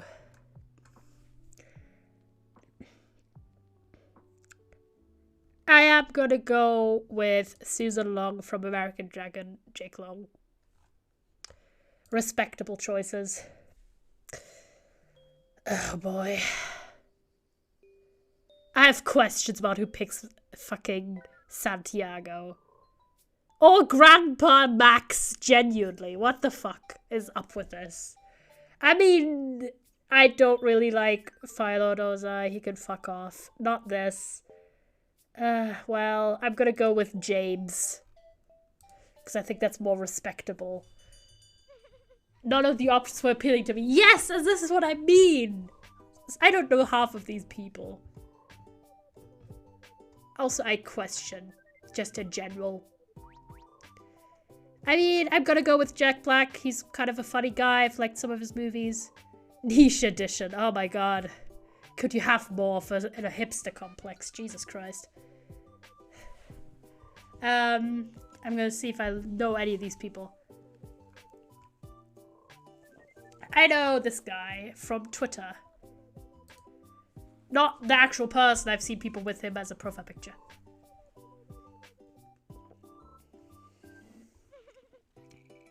Jesus. I am gonna go with Angela Bassett. A queen, an icon. This person looks fucking punk. Oh my god, 2 raids at the same time! John and Jacob, thank you so much for the raids, guys. Thank you. We are doing quizzes. Some of them are going to be Heartstopper related because I've watched the show and I'm obsessed, but some of them are just going to be general ones. At the moment I'm doing one. Thank you for the follows. I'm doing one that's called I forgot. It's about how you're judging people or something. So I'm just picking random people. Is that Germa? Why is Germa in the gender pile? Thank you so much for the raids, guys. It really means a lot. I'm gonna pick this guy because Mads wears a yellow shirt. Casper! Happy birthday, King! I hope you had a good day. Choose your Batman. I mean, come on, the Lego Batman movie. It's the best Batman movie. Don't at me. What kind of style do you typically go for in others? The edgier, the better. L plus ratio plus step on me plus literally kill me. I like him sickly. People I think look good, I guess. I'm not picky. I'm extremely picky. Come on, I have to go for the golden retriever. I'm very golden retriever. You know. I'm quite partial. Alright, acknowledged. That's all in good fun. Yeah, there you go. What am I gonna get as the result? God tier. Congratulations, you're the only valid quiz taker and also just like me for real. Keep up the good work, soldier. Never cave in. I win in life. Thank you for the rose, Quizmaker. I win. Get fucked, everyone. No, I'm kidding. No, but what are the other options? Ooh, geez. No, I can't because of the ads. But I got the Gautier answer. I'm just simply too good to exist. Where's all the people who want to date me? I'm sorry, but where are y'all at? You guys just get fucking roasted. You're just not on my level. I'm just too good. What can I say? I'm just too good. I'm excited to see you guys' results. Wait, there you go. So, which Heartstopper character are you except I completely analyze you quiz? I have no idea. We started playing at Minecraft and now I'm doing these quizzes because Red and Blue wanted me to. There you go. What was your childhood like? Oh my god, they're really instantly going for the neck. My god. Pretty rocky. I mean, what do they consider childhood? Do they mean like before the age of 12? But here I am today. Always busy. No, a bit iffy. Okay, I was lively. I don't really remember much. I guess this is the right... If we're talking about me age like 11 and younger, this is 100% the option. By outgoing, I meant more like literally being outside than, you know, necessarily being super social. But I think this is the most apt of these. Which statement best describes you personally? A natural leader? Probably not. Do what is morally right? Maybe. Complete realist? Only one life to live? Expecting a world of imaginative thoughts? Optimism, keen, healthy life? Hard work will pay off in the future. None of these really fit me, but I guess a world of imaginative thoughts is the kindest of these. What would others describe you to be like? Okay, chat, now it's your time to put in some words. Do you think I'm reserved, trustworthy, aggressive, straightforward? I'm anything but straight. Confident, friendly, humorous, observant, or soft-hearted? I'd say I could be okay with a lot of these. But what do you say, chatters?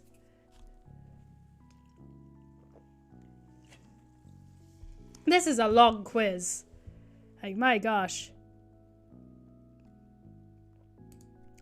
You're too aggressive? Am I? I think I'm quite like, I don't know, I wouldn't call myself necessarily aggressive.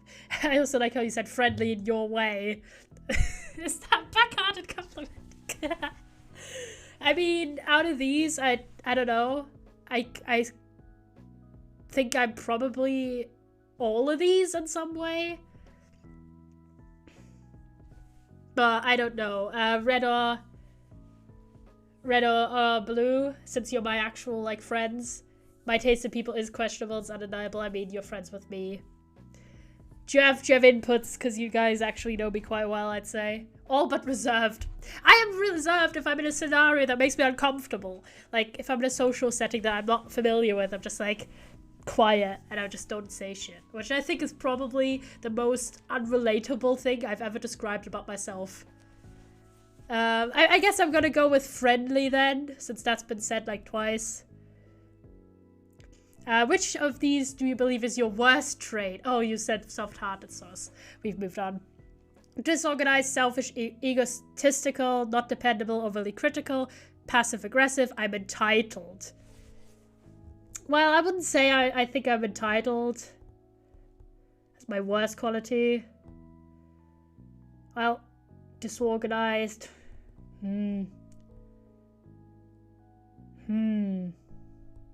I would say probably my worst quality is that I'm egotistical. I do center my own needs quite a lot. I'll be real. Which statement regarding the future do you most resonate with? I have completely planned out. Nope. A few ideas. I don't have many ideas. I have a few ideas, I'd say. Preference on music genre. Well, I quite like a lot of different music. So, but generally I would say probably rock or pop. But we're gonna go with rock for now. Preference and colors. I mostly, except for yellow, I'm quite a pastel fan.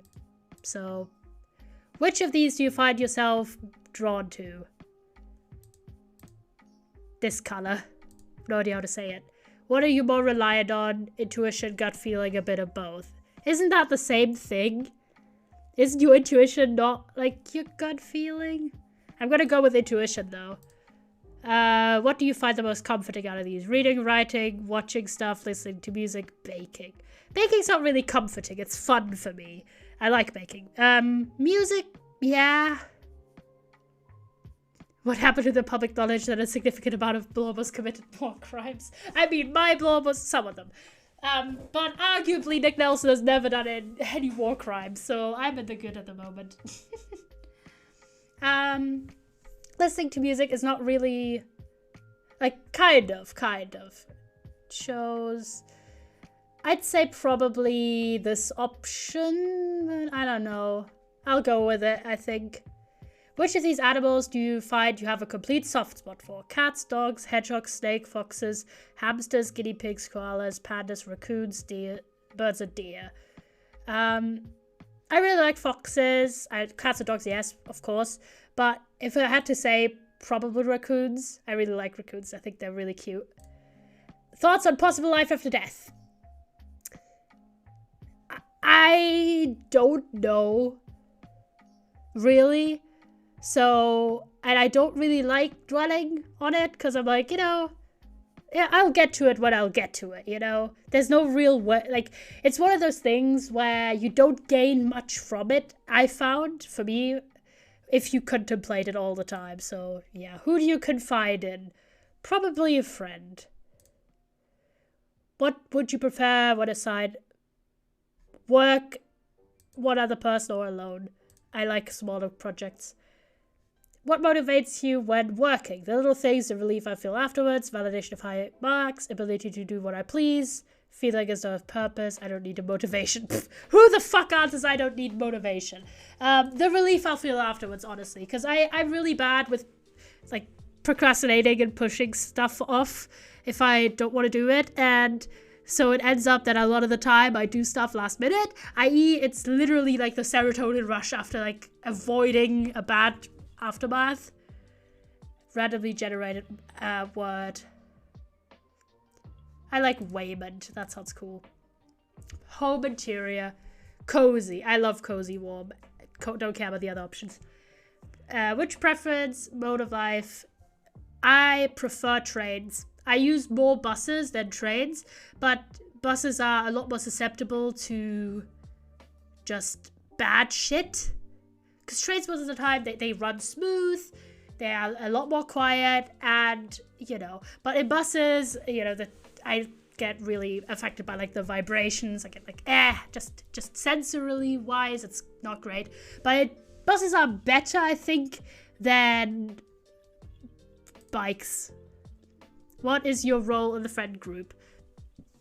Go on then, red and blue, this is your answer. The mum friend. The humorous mood maker, the observant quiet one, the intelligent one, the popular friend, the therapist, or the negative one. If you're gonna call me like I'm a versatile kind of guy. Yeah, I'm sorry, I'm innocent-minded. I just say shit sometimes. Like, bruh. So what would you say is my friend? Like, a lot of the times, I wouldn't say I'm the observant quiet one. I think that one's out the fucking window. What would you say? Since you are my friend group. Make sure they put that on his gravestone. No! Imagine my children coming to my grave and then they're like, what the fuck has this guy done? Why is that on his gravestone?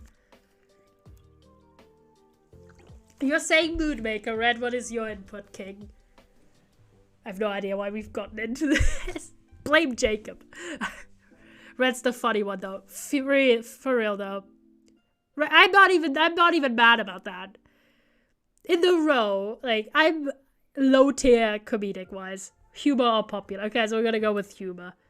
Also, the popular friend. What? Since when I'm the popular friend? You're not the mum. Not in our friend group, actually. I used to be a lot in my older friend groups. In the past, I used to be the kind of guy who did everything, but now I've just gotten popular because he's famous. What the fuck? I'm not. my god, I'm gonna go with humor. What is your MBTI personality trait?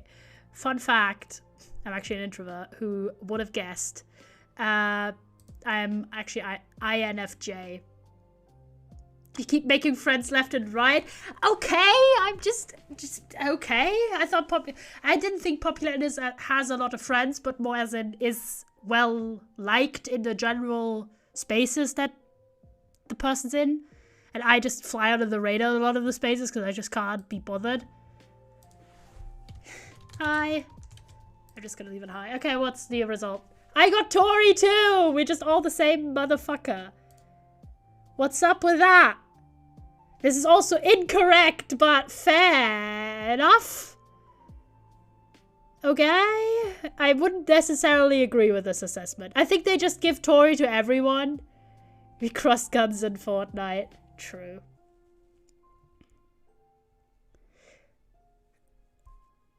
I don't really understand that as a choice. I'll be honest. I don't really think I'm much like Tori. It's a little odd. I wouldn't necessarily agree with that. Mirroring the game got too real. Wow. Give me a second. Now we gotta have the other quiz. The other quizzes that got through to the mail. Okay, this is the last one I think that we have that's pre-made, and then we can look at the main page or go back to playing Minecraft if we wanted to. There you go. Okay, you guys can see. Also got Tara. It's the introvert likes to read things. Yeah, that's annoying though, because that's like a common trait. Like, what the fuck? What's your favorite? Okay, other than Heartstopper, I already said Yellow's Tom. Bruh. But setting TNT in your base, I'm scared. Why, Mike? Why? I really like. Just Loveless has such a special place in my heart, so I'm gonna go with Loveless. Don't hate me for this one, but choose a song lyric. I always go with what songs I actually know of the songs that the people give. Because usually I only know like one or two of the lyrics given.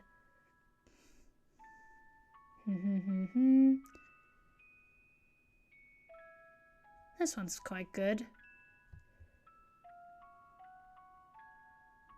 This one's good. These are actually good lyrics.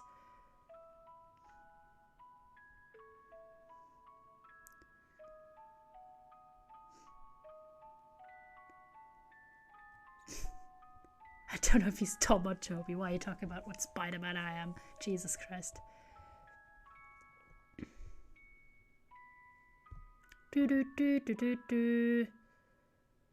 I really liked this one, so I'm gonna go with that one.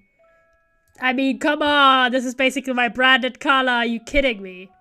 Pick an underrated LGBT book I love. If you don't know any of these book picks, pick the one that captured your attention the most. I'm gonna see how many of these I've read. One, so I'm gonna pick the one I've read. I have a lot of these. I own the Henna Wars. Okay, I don't know, no one gives a shit about this, but if you are a reader and you are in like online spaces, you might know, you might know about different ways of tracking your stuff online, and thank you for the links. The main two I think that people may know about is Goodreads, which is like pretty much the main one, and then you have a Storygraph, which has been like a newer alternative one, and I prefer Goodreads for like the book tracking side of things. It's a lot more practical, but in terms of challenges and statistics, Storygraph is awesome. So I've been joining a bunch of reading challenges through Storygraph, and for one of the reading challenges I actually have the Henna Wars as a choice, and I do already own a copy of this. I know these Violent Delights, I've heard of it. I don't know How to Made the Sky. Here the Whole Time I really want to read. Perfect on Paper I really want to read. Dare Is the Greatest Not Okay I really want to read. And Late to the Party I've heard of, but I don't think I want to read it. Pick a random scenario I just made up. Okay. It's raining, it's late, you feel the urge to run around the block. No, I would never go outside randomly at night. Just woke up, you're at a park. I like this one a lot. Yeah, that one's my choice. What's your favorite trope in media? Are you even asking?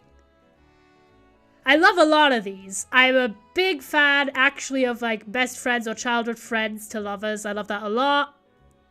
Big fan. Fake dating can be really well done. Amnesia can be really well done. But found family is my ultimate favorite. I love it a lot. What's your love language? Fun fact, words of affirmation.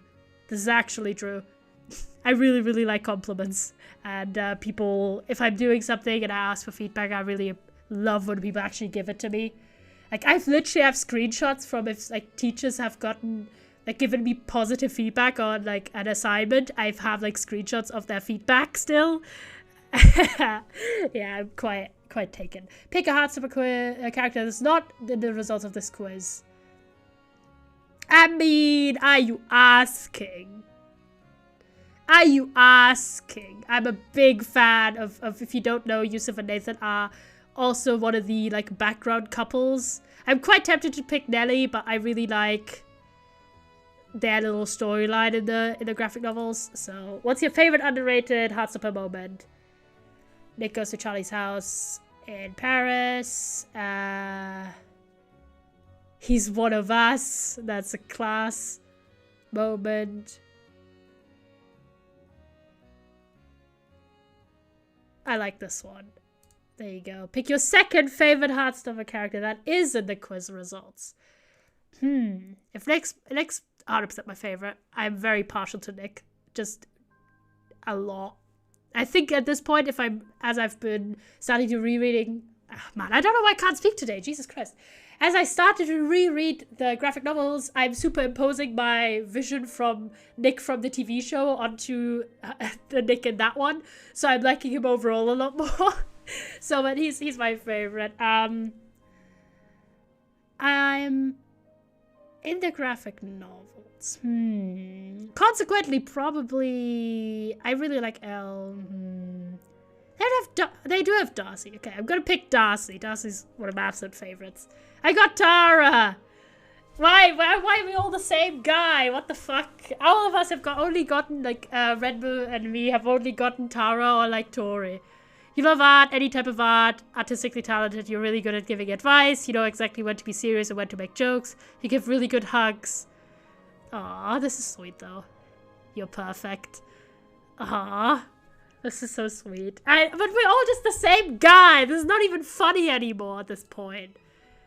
Like, unironically. Oh, I got L once. Okay, lover boy. Be different and quirky, I guess. Haven't said any more quizzes. By the way, chat, if you have any like subjects that you think would be good, feel free to not post links because links will get you auto-botted, but feel free to post stuff in the like topic suggestions. Does fit you though, yeah, I guess. And you got your words of affirmation. I did, in fact, got words of affirmation. I am a basic bitch like that. What can I say? Okay, we've got the next one, which has, there you go. Which Alice Oseman character would you kin, it says. Because I do these occasionally, like, just on my own. Yeah. I keep accidentally almost typing, like, the wrong stuff. Oh my gosh. Pick something random in my room. Love heart fairy lights, grand piano, golden locket, fairy door, wardrobe, Harley Quinn, copybox. I like fairy lights a lot. I'm a basic bitch. What's your clothing aesthetic? Well, not really formal because I don't have a lot of, I guess, comfortable. I don't know, really? Guys, what's my clothing aesthetic out of these? And mind you, this is not what I want to look like, but what I currently, like, do. basically. Is it comfortable? Is it like casual? Is it the soft option? I don't know.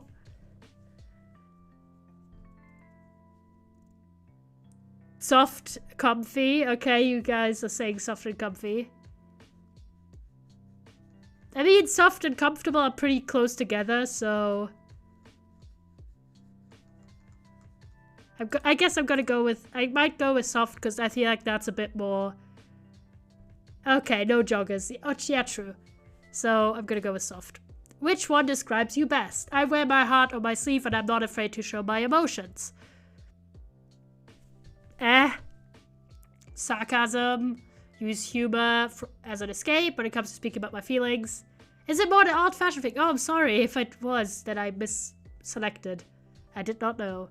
I just thought it was about, like, the actual word, like, patterns and shit. I will only open to... I can't speak. Jesus Christ, why can't I read today? What the fuck is up with that? I keep myself to myself? No. I mean, none of these are 100% real. Well, whatever. You know, I hope that one doesn't affect it too much. I'm gonna go the humor one. Yeah, we've established. Describe your perfect day. You and your microphone. Oh boy, this is calling me out in the first one. You're making content for the people out in the world, trying to find your voice and who you are. Loving being able to entertain others whilst truly being yourself. Well, that's calling me out like Jesus Christ. My room. Art gallery. In sports. Or spots, I suppose. They misspelled that. Is he prep? No, I'm not a preppy boy. Your guys' favorite movie. The beach. I guess the first one is most accurate out of these ones. Also, I think I would get just stabbed in the street if I didn't pick the content creator option while I was literally streaming. What's your biggest flaw? I worry too much what others think of me, overwork myself, too critical, confident, stubborn, I act. Probably the first one, I'll be honest. Pick a unique word. Does that describe... I can't. I'm so bad at speaking today. It's so bad. Something lovely discovered by chance. That's quite nice.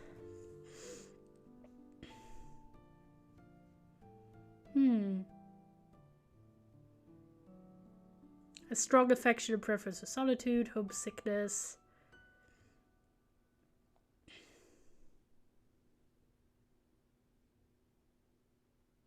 Well... What do you guys think? Which one applies best to me? I was thinking the second one. Something lovely discovered by chance. I'm way too impatient to do this. I'm just chilling today. Because I've had kind of like a little bit of an odd day where all I've really done and did like enjoy doing in the past few days has been watching and rewatching Heartstopper. And second one is great. I'm gonna take the second one. And reading The Blood of Olympus. So I felt a bit like unproductive. How good is your sleeping schedule? That one. I'd say how full. Anyway, the wind blows. I know the song. What a ridiculous creature. Oh, that's sweet.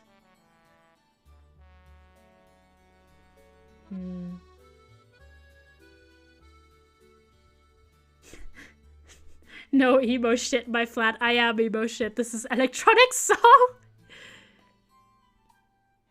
I was wrong about that. I'll never get tired of you. Oh, that's a cute quote. I quite like the first one, so I'm gonna pick. Well, I'll go with this. Pretty fair. Do you have a good relationship with your parents? Damn, I'm just exposing my entire internal. I don't know my parents. Well, I mean, I guess this... I mean, to be fair, yeah, I am much closer to my mum than I am to my dad, I'll be honest. I still love my dad a lot, but, I mean, my mum is just, like, the coolest person. I love her a lot. What do you most want to be? I'll be honest, I want to be loved. I don't want to be admired, really.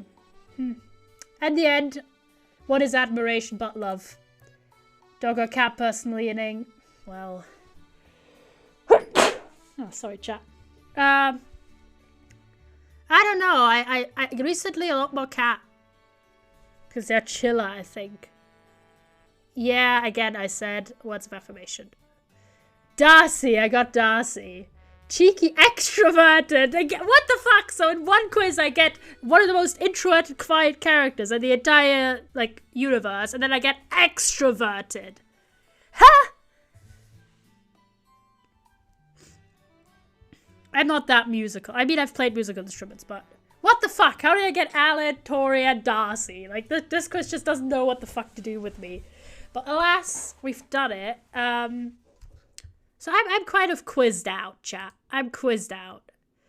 So I think these are all wildly different. Exactly, like, what the hell? Like, you guys, like, okay, Tori and Alan, they're both, like, quiet characters, okay. But Darcy, literally the second word is extroverted. Okay, what the fuck?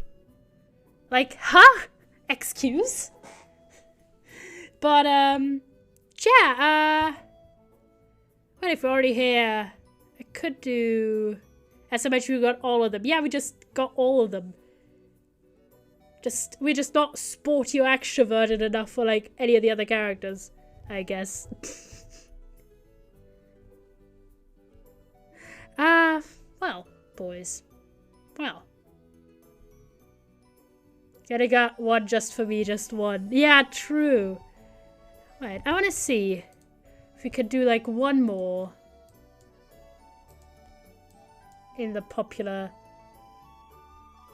Red's got L, SMH, you got Darcy, and I will get one. Okay.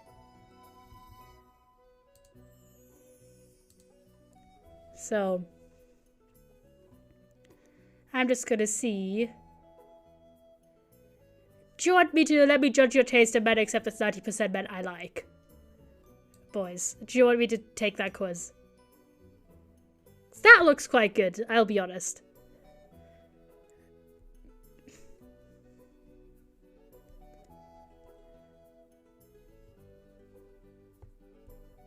None of us are main characters. You don't need to call us out like that. We are the main characters of our own lives. Hey, yo, men. Okay, we're gonna go with the men. Alright. There you go. Choose an actor. Okay, which of these actors? I don't know half of these. Well, I'm gonna go with Andrew Garfield because he's like alright. I don't mind him too much. Choose a musician. I don't know half of these people. Again. I don't really care too much about any of these people, I'll be honest. They gotta get a main character. Yeah, real though. Yeah. Choose a papa from the band Ghosts. Well, if I've gotta pick this guy, looks kinda cool. Alright. Choose a guy from Hannibal. I've never watched Hannibal, fun fact. But I love this actor. Raul Esperanza is, I think, his last name. He plays... Okay, this is my hot take. I've, again, never watched Hannibal. I loved his this actor's character in Lord of the Special Victims Unit. He plays Raphael Barber. Haha, I still know the character name even though it's been a while. And he was like one of my favorite characters in that show when he was on, so I'm picking that guy. Based on that factor alone. And out of these guys, I've also never seen Succession. This guy looks the nicest. He reminds me a little bit of Shane from BuzzFeed Unsolved. Don't ask why, but that's why I'm picking Greg here. Choose an anime man. Well, again, I've known none of these people, but I'm picking this guy because, I don't know, he looks cool. Choose a horror slasher man. Again, okay, I know Michael Myers, but I'm not picking Michael Myers. I'm gonna pick this guy, Because he looks like an 80s horror movie guy. Hiya. I'm just gonna say hey. What did I get? Sort of normal, attractive men. Fair. Fair admittedly. Fair admittedly. I'm not someone who tends to think people who look like they could be in a perfume advertisement are like my type. Like, just in life. I just don't really like it. When they're like super... Do you know what I mean, chat? Anyways, I think that's enough quizzes for today. I'm trying to think. Do you want to go back to a little bit of Minecrafting? So, back to crafting time. Haha. Yeah, we are just gonna go on Professor P. I don't think I want to go on Great Valley today because I'm a little like this segment took a lot longer than I expected for some reason. There you go, we're back. But we are gonna go back to spawn, sorting all of our shit. We're not gonna go mining anymore. I'm out mined.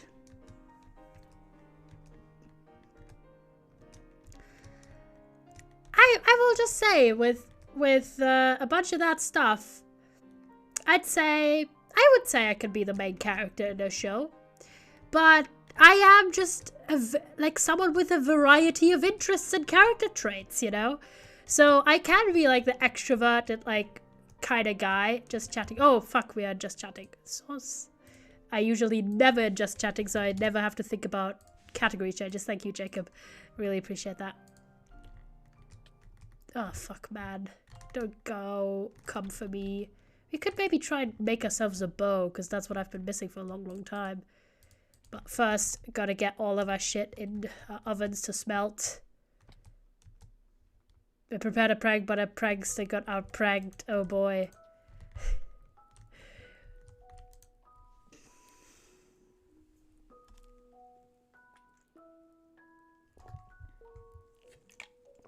Okay, let's get my stuff in the smeltery.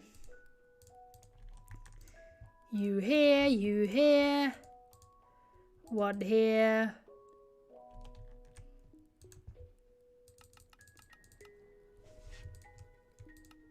There you go. Making a bunch of stuff into blocks. Where's my redstone blocks? There you go. So, but in other scenarios, I'm probably a bit more subdued. So, I believe in versatility. That's my main point here. I'm gonna get rid of this book. So, I think you can be a variety of things. So, it all just depends on the perspective. Oh, I also have stuff here. Well, never mind. Give me a moment. So I'll just put that here. There you go.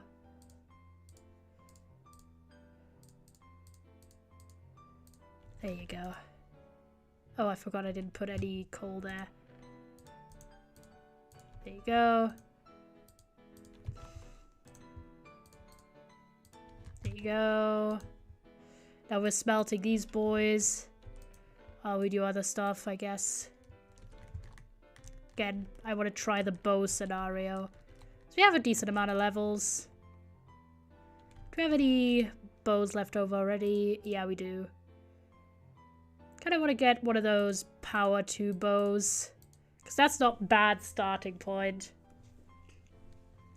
But also at the same time, these are all crap. And I kind of want to start off from scratch. So, yeah, I think I'm gonna do that actually. Just gonna use these as one element, and I'm just gonna go to the farm. Wait, where's my gold armor? Where did I put it? Excuse me, I thought I had stuff still. Apparently I don't. Why the fuck did that one get lost? Oh, I think I loaned it to someone, I think. Well, nothing I can't fix for... I guess I'm gonna go with pants now. Wait, no, I actually don't. Never mind. I'm stupid. I'm really dumb. Don't I have like a pair left? Yes, I do. Haha. I'm a smarty pants. But anyways, now we fixed that issue. We're gonna go to the spider slash skeleton farm spawner area type thing. And we're gonna make ourselves a little bow. I think that'll be that for today.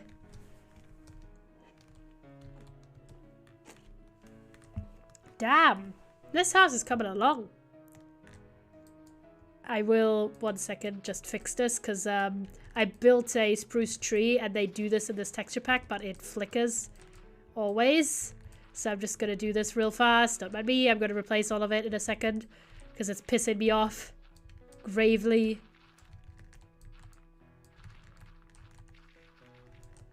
Give me a moment. I will replace all of this. I've not just dug out this guy's front yard. There you go. It's looking really cool. Man's going for a really interesting design. There you go. There you go. There you go. Really fast fixing this. It's annoying me a lot. These like random bits that flicker around like a maniac. I have no idea why that little part. I think it's some malfunction between the shaders and this texture pack. It's kind of annoying, but it happens. There you go. Anyways, I don't necessarily think I'm not a main character is what I'm trying to say. Because you gotta live your life with purpose, guys. And if you think about it, to keep with my Heartstopper talk, Nick and Charlie started out as side characters until they got their own story. So, you never know. That line, I think, is a lot less firm, just like in real life. In a lot of categories, you get presented as if there's two choices. A literal binary construction. So, you're either introverted or extroverted. You're either, you know, sporty or not. Thank you for the hydrate. I ran out of drink just now. But it'll be good. I think we're just gonna do this little thing first. Mom cheese, I guess. Yeah, I don't know why. I used to be really, like, very much the kind of mom friend in some of my older friend groups. Ah, damn. But with this friend group, I'm much less that. There you go. Can we leave Walmart now? Bruh. No, love heart. Okay, there you go. Pretty cool house, actually. Looks a bit like a castle. And Mads has definitely changed up his color scheme, because this house used to be a little bit yellow, but I think he realized... Pretty cool. I think he realized that this was not part of Aralide, so yeah. But alas, we're gonna go to the farm and see what we can cook up with it, literally. So there's like shit tons of bows there.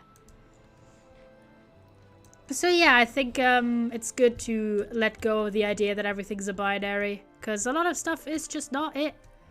And especially on stuff like, you know, what is sort of the shortcut version of trying to find out people's personality on the internet especially.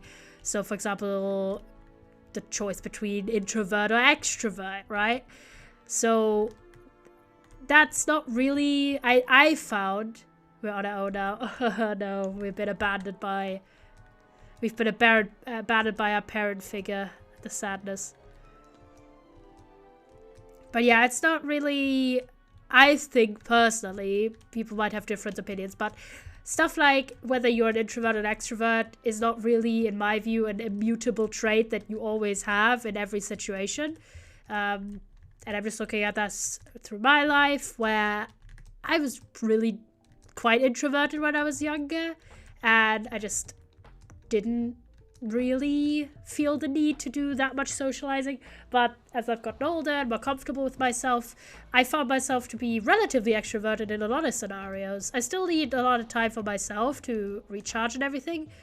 I mean, a lot is objectionable, but I'm just saying I do need space. But I've gotten a lot more extroverted, and I would probably, at this point, maybe even say I'm an ambivert, depending on the situation, that I can be a bit more extroverted if needed, right? So I find it's in general, right? People talk a lot about labels when it comes to LGBT topics, but I think that conversation should extend in general to when is a label really useful to you, or is it stifling who you are, or like not accurately describing you, right? So I really don't find it always useful to use even terms like introvert or extrovert, because it doesn't really always tell the full story of it.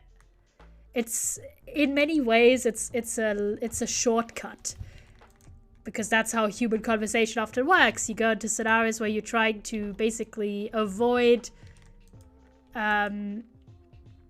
shooter tutor. Who the fuck has shooter tutor here?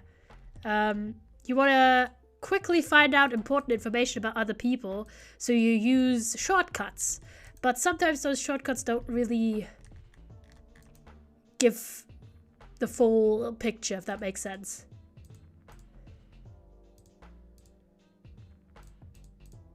So yeah, that's all I'm saying.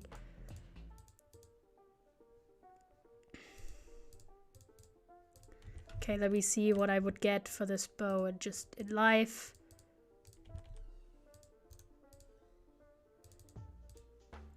Bam, bam, bam, bam, bam, bam. As I'm breaking 3, that would be quite good.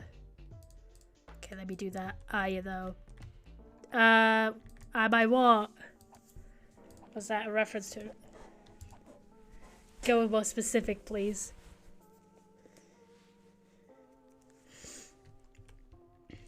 Give me a moment. I'm gonna spread my lapis blocks so I no longer pick up crap I don't want to pick up.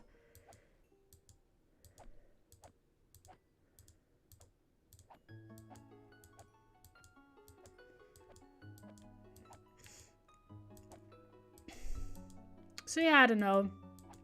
Sometimes I think it's a bit reductive. That's all I'm saying. So, and also I don't think that you need to be extroverted to, you know, be a main character, quote unquote. It's just, it's more situational. And also the connotation that people who are introverted are necessarily shy is also BS. Because in my view, it's more about, does it give you energy to spend time with people, or does it take energy away? And I found that to be a little different depending on who I'm with, and as I've gotten a little older, it's changed as well. So it's not set in stone. So yeah, I hope that made any sense.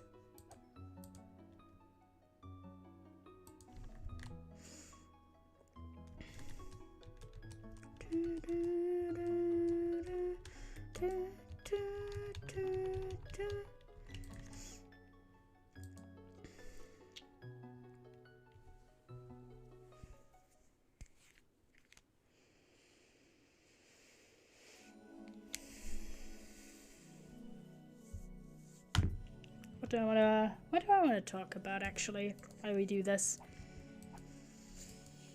Huh. Oh, yeah. I remember. Red Moderator kindly informed me today, and through that I found out that they did talk a bit more about TwitchCon, because you guys know I'm planning to go to TwitchCon. Me and Red are planning to go together and everything. And I've talked a little bit about my ideas in terms of, because I am a faceless creator and everything, my ideas on how I want to go there and how I want to present myself. And I had a really cool idea, but apparently it's against the cosplay rules. which made me quite upset a little bit. But not necessarily because I found the guidelines of them to be really bad, but more because I had like this whole image of how I expected the thing to go, and then it's not going to be like that because I'm not allowed to use the disguise I originally planned, which is kind of sad.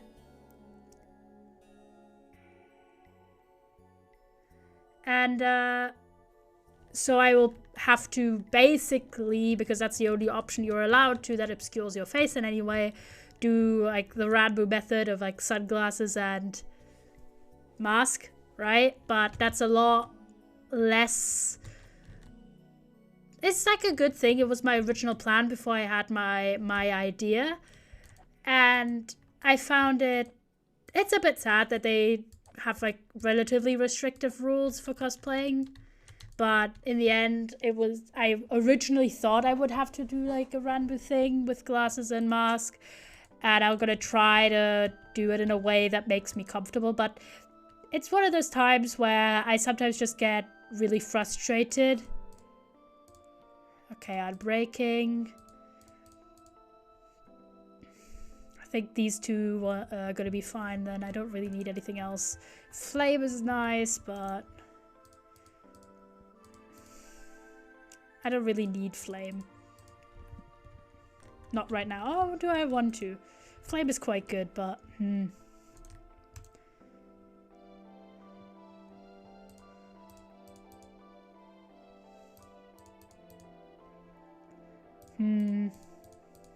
quite scared of these. Okay, yeah, this should be fine. There you go, and we're gonna have a bow. I think Unbreaking 3 Infinity Power 4 Punch 2 is pretty decent, so I'm gonna name this bow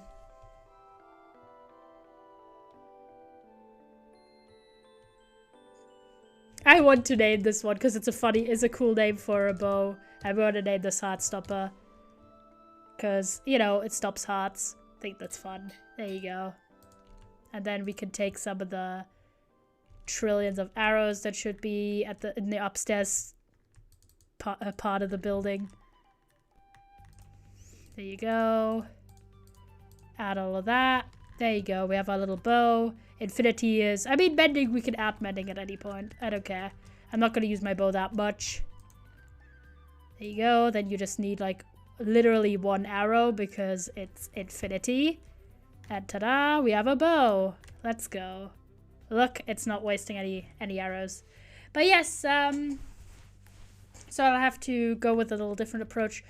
And it's one of those times where I get a little frustrated that I have to think about the concept of... I just picked all that up, Jesus. I'm just going to use the wood, I guess, to fill this real fast. There you go. Then I have to think about all of these things because... And then it's like it would be easier if I didn't have to, but then it's in most cases I am quite comfortable being a faceless creator. It's just a little tricky, but I'm sure it's gonna be alright. I'm just gonna have to look for a pair of sunglasses that are appropriate, and maybe I can wear like a fabric mask on top of like a normal mask, so it's at least a cool design. And yeah. But I found that out today and I was like, man, that's a little upsetting because I had like this whole vision of how I thought it would play out, and then it's not going to play out like that, but it's not going to be too bad. So I'm quite excited still to go. I'm waiting on the moment we're waiting, of course, on the tickets to go live, and then also on we are trying to do this voucher thing to save money for our stay. And I'm waiting on replies if that's okay and everything. If so, we would save a lot of money. That would be poggers. If not, we are doing other research as well. And I'm really, really excited to go, especially because Red's coming with me. On one hand, it's because man, Red's like my best friend. So I'm like, yeah, we get to go on holiday together. And I just love spending time with him and everything. And we've never been on a trip before, so I'm quite hyped. And on the other hand, it almost feels like I'm taking like like a bodyguard or like a security blanket with me to a new social situation, because I've been to many a con. Don't get me wrong, boys. I have con experience. This is not me being nervous about going to any conventions. I've also been in Amsterdam actually before, and I've been outside of my home country and everything. It's not a problem on that front. It's just I've never been to a convention as a creator. I know there's probably like 2 people who are going to go to TwitchCon who know who I am. But it's just it's a different mindset than when I was a youngin' going to like random conventions in my area, like gaming and whatever. It's just going to be a different thing because I'm a creator myself now, and I'm going there not just because as like a fan to go there, but also to meet other people and to have fun with my friends and everything. So I'm a little nervous about it because I've never gotten and not been 100% myself, if you know what I mean, chat. Like all the conventions and everything that I've ever been to, I wasn't a creator, so I was there as, you know, little old me, right? So I didn't have any concerns. So I think that's also what's making me anxious about the whole like disguise. That, you know, it's not entirely accurate, but you know what I mean. Like my presentation when I'm going there is because I've never had to think about that, and it's an interesting thing. I don't know. I'm sorry that I keep talking about maybe topics that are a little bit serious while happy video game music plays and I'm jumping around in Minecraft, but it's what's going on in my brain at the moment, chatters. And if you're not content creators yourselves and this is not relatable to you, I'm sorry, man, but it's something that's obviously on my mind a lot because I stream like 5 to 6 times a week, so it's very much part of my life fabric, if that makes sense. I'm gonna redo this section because it's doing the same blinky bits as well while we just talk. But I'm someone who's really aware of the fact, in a positive way, not in a negative way necessarily, but I'm quite aware that I'm like live and that there's people there and that it matters what I say on the internet, even if it's only like a few people. And I'm also quite aware of like the general atmosphere, I guess, when it comes to online creators and everything. So I want to take that seriously, but obviously I'm also still a new creator. I've only been a streamer for like 7 months.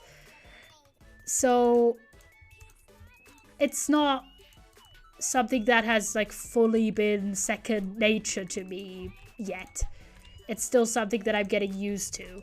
And obviously it's one thing if I'm sitting in my own or someone else's stream and I'm having a little chat with you boys and being aware of it and everything then, versus going to like IRL where, I mean, some of the people that I'll be meeting might not even be like my fellow content creators, but they might be people who are from chat, right? You never know. And which, although the line is a little bit blurry when you're a smaller content creator because some people in chat become your friends. It's just how it is. Versus in a really big chat where you have a hard time following who's even there. But in a small chat, you know everyone. And some of those people you might play games with or chat and everything. But yeah, the point there being, it could be people who are not also just content creator friends, but just actual chat members that are there. So it's going to be really a new experience is what I'm trying to say. Being in a IRL situation as a streamer in general, because I'm never in that situation ever as a faceless streamer, obviously. Like if I'm in like school or in real life, like most people don't know I'm a streamer, and if they know, they don't know who I am on Twitch. Because, you know, that's the point of being a faceless creator. So it's really a unique position to be in. And even if I wasn't a faceless creator, I still obviously wouldn't tell random fucking people, like, hello, I talk to strangers on the internet while playing Minecraft, you know? It's not a universal experience by any fucking means. So it's just something that now that I'm not that...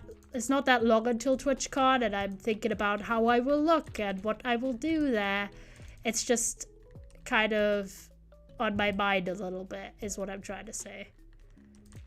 Especially since I had like a really cool vision. I think I'll still use one of the things that I plan to use in my appearance, basically. But I'll just have to not do the face part of it. If that makes zero sense, because you guys don't know. But yeah, I'll just keep the face part of it. I love that it's called Heartstopper, actually. I'll keep the face part of it just not on. But the rest of it I will probably... Hello, let me up. Jesus. The rest I'll probably still do.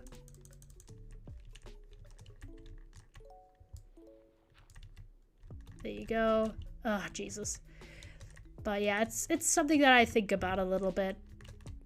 Because it's just such a weird thing that most people will not have as their life experience, you know? And again, if I'm just on my PC, there's a little bit of a distance between the whole thing, but it's gonna be me IRL, you know?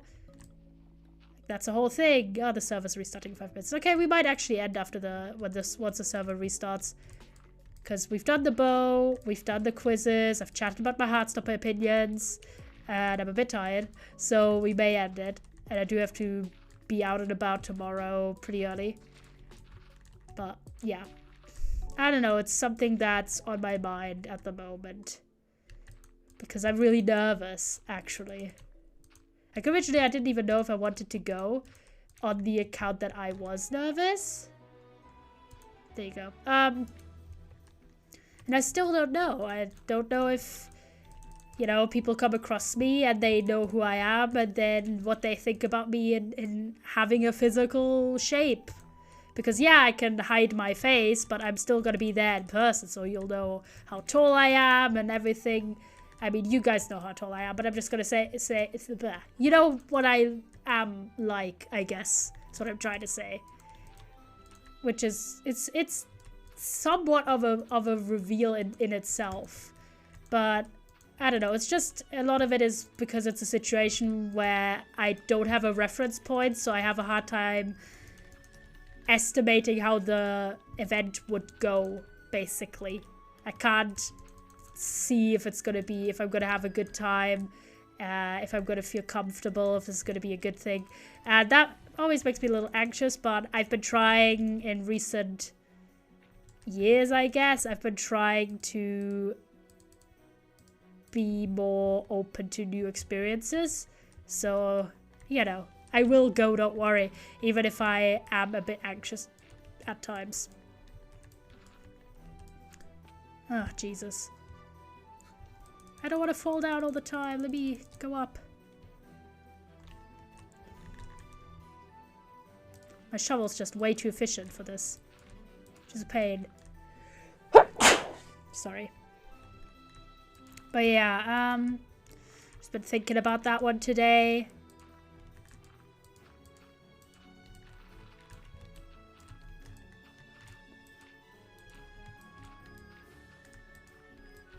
We're just gonna go around. Oh, I realized once the server closes, I kind of want to be done here. There you go.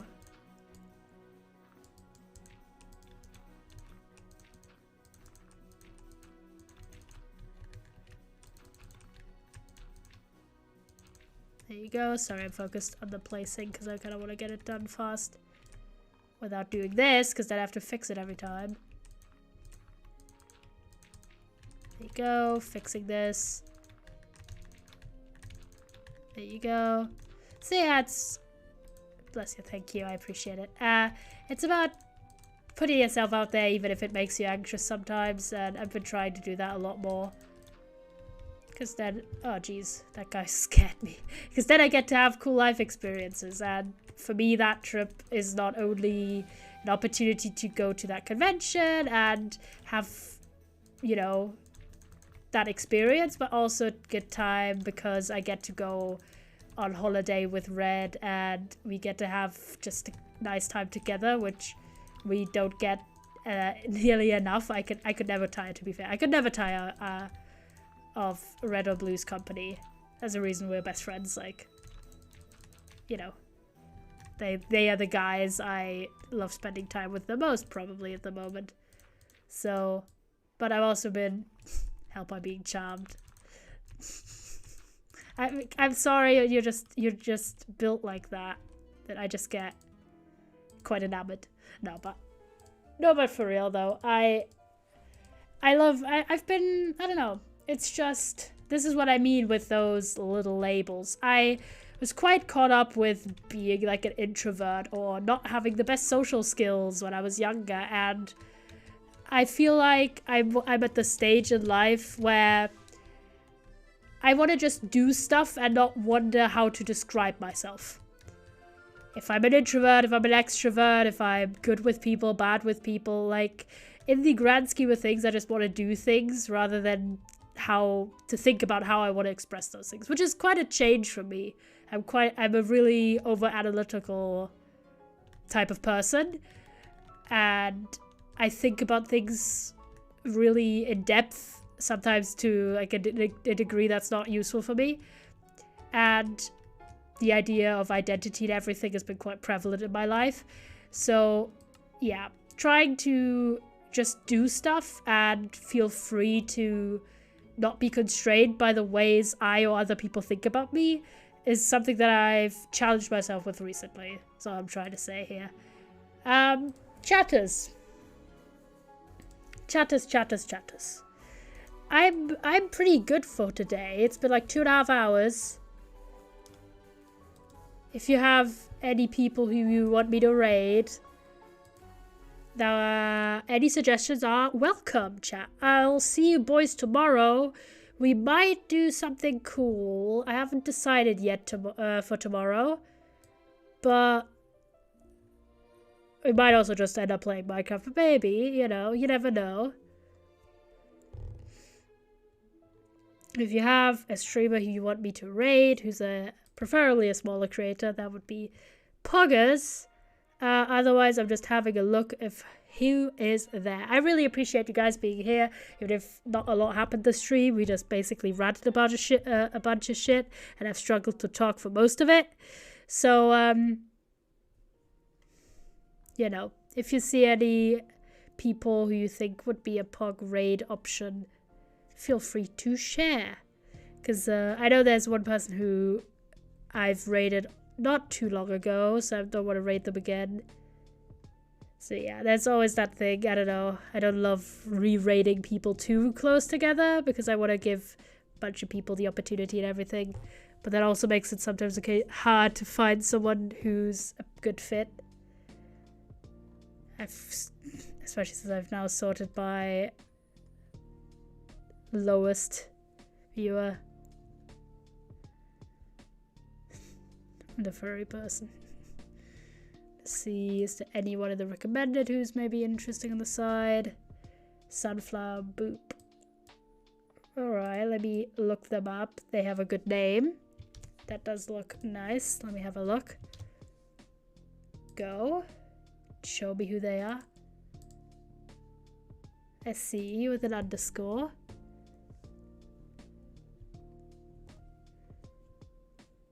Getting an ad. One moment, chat. To know them, just see them on recommended. They're not my recommended, so good shout. We'll see if they're cool. K for the egg. That's a fun name. Play Pokemon. I'm sorry. That's a bit too mellow for my taste at the moment. Sorry. To find a good person, sometimes you have to look a little bit. But yeah, so if you haven't watched Heartstopper, I really recommend it. It's just Chef's Kiss. It's literally, and if you haven't seen Good Omens, the TV show adaptation, also watch that one because that's one of my other favorite shows of all time. I just know how to pick them. It's always the short shows with just a lot of vibes. And yeah. Oh what recommended smaller communities are you getting? And why do all of these people have 20 viewers? That's not that small, boys. That's not that small. I'm sorry, but Jesus Christ. Ah, One Topic is here. Hello, One Topic. I see you. I see you, King. All about the hype train. Alright, interesting. These are, my God, some of these people have a lot of people in their chat. God damn. They look nice. Let me have a look-see. I do appreciate the posture checks. I'll hydrate once we're done.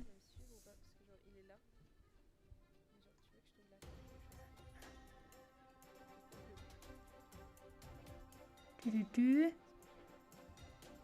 think maybe they.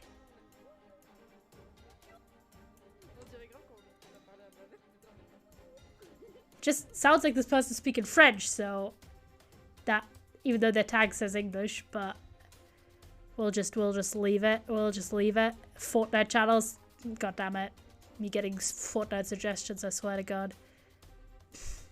Clips will think you like, and it's just, yeah. Yeah. I'll go back to the Minecraft and I'll sort by recommended for you. Because maybe you find someone good there. But yeah, chatters, I'll see you boys tomorrow. We'll probably do stick around. We'll try to find someone to raid, but what was I saying? But yeah, I don't know what we quite want to do tomorrow. Sorry, I really just went in the wrong audio cue there.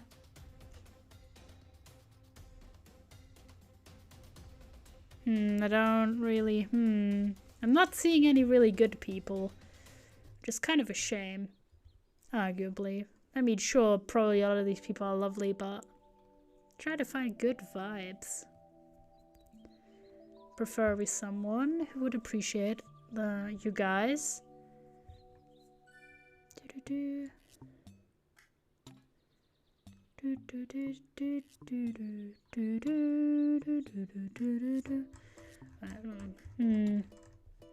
Struggling. Hope you guys are doing well, by the way, in general. It's been a little less warm and sunny recently for me, so I'm like, oh, this person has the word duck in their name. That's quite good. Hello, boy. What is up with you? You're looking interesting for a channel. You were muted.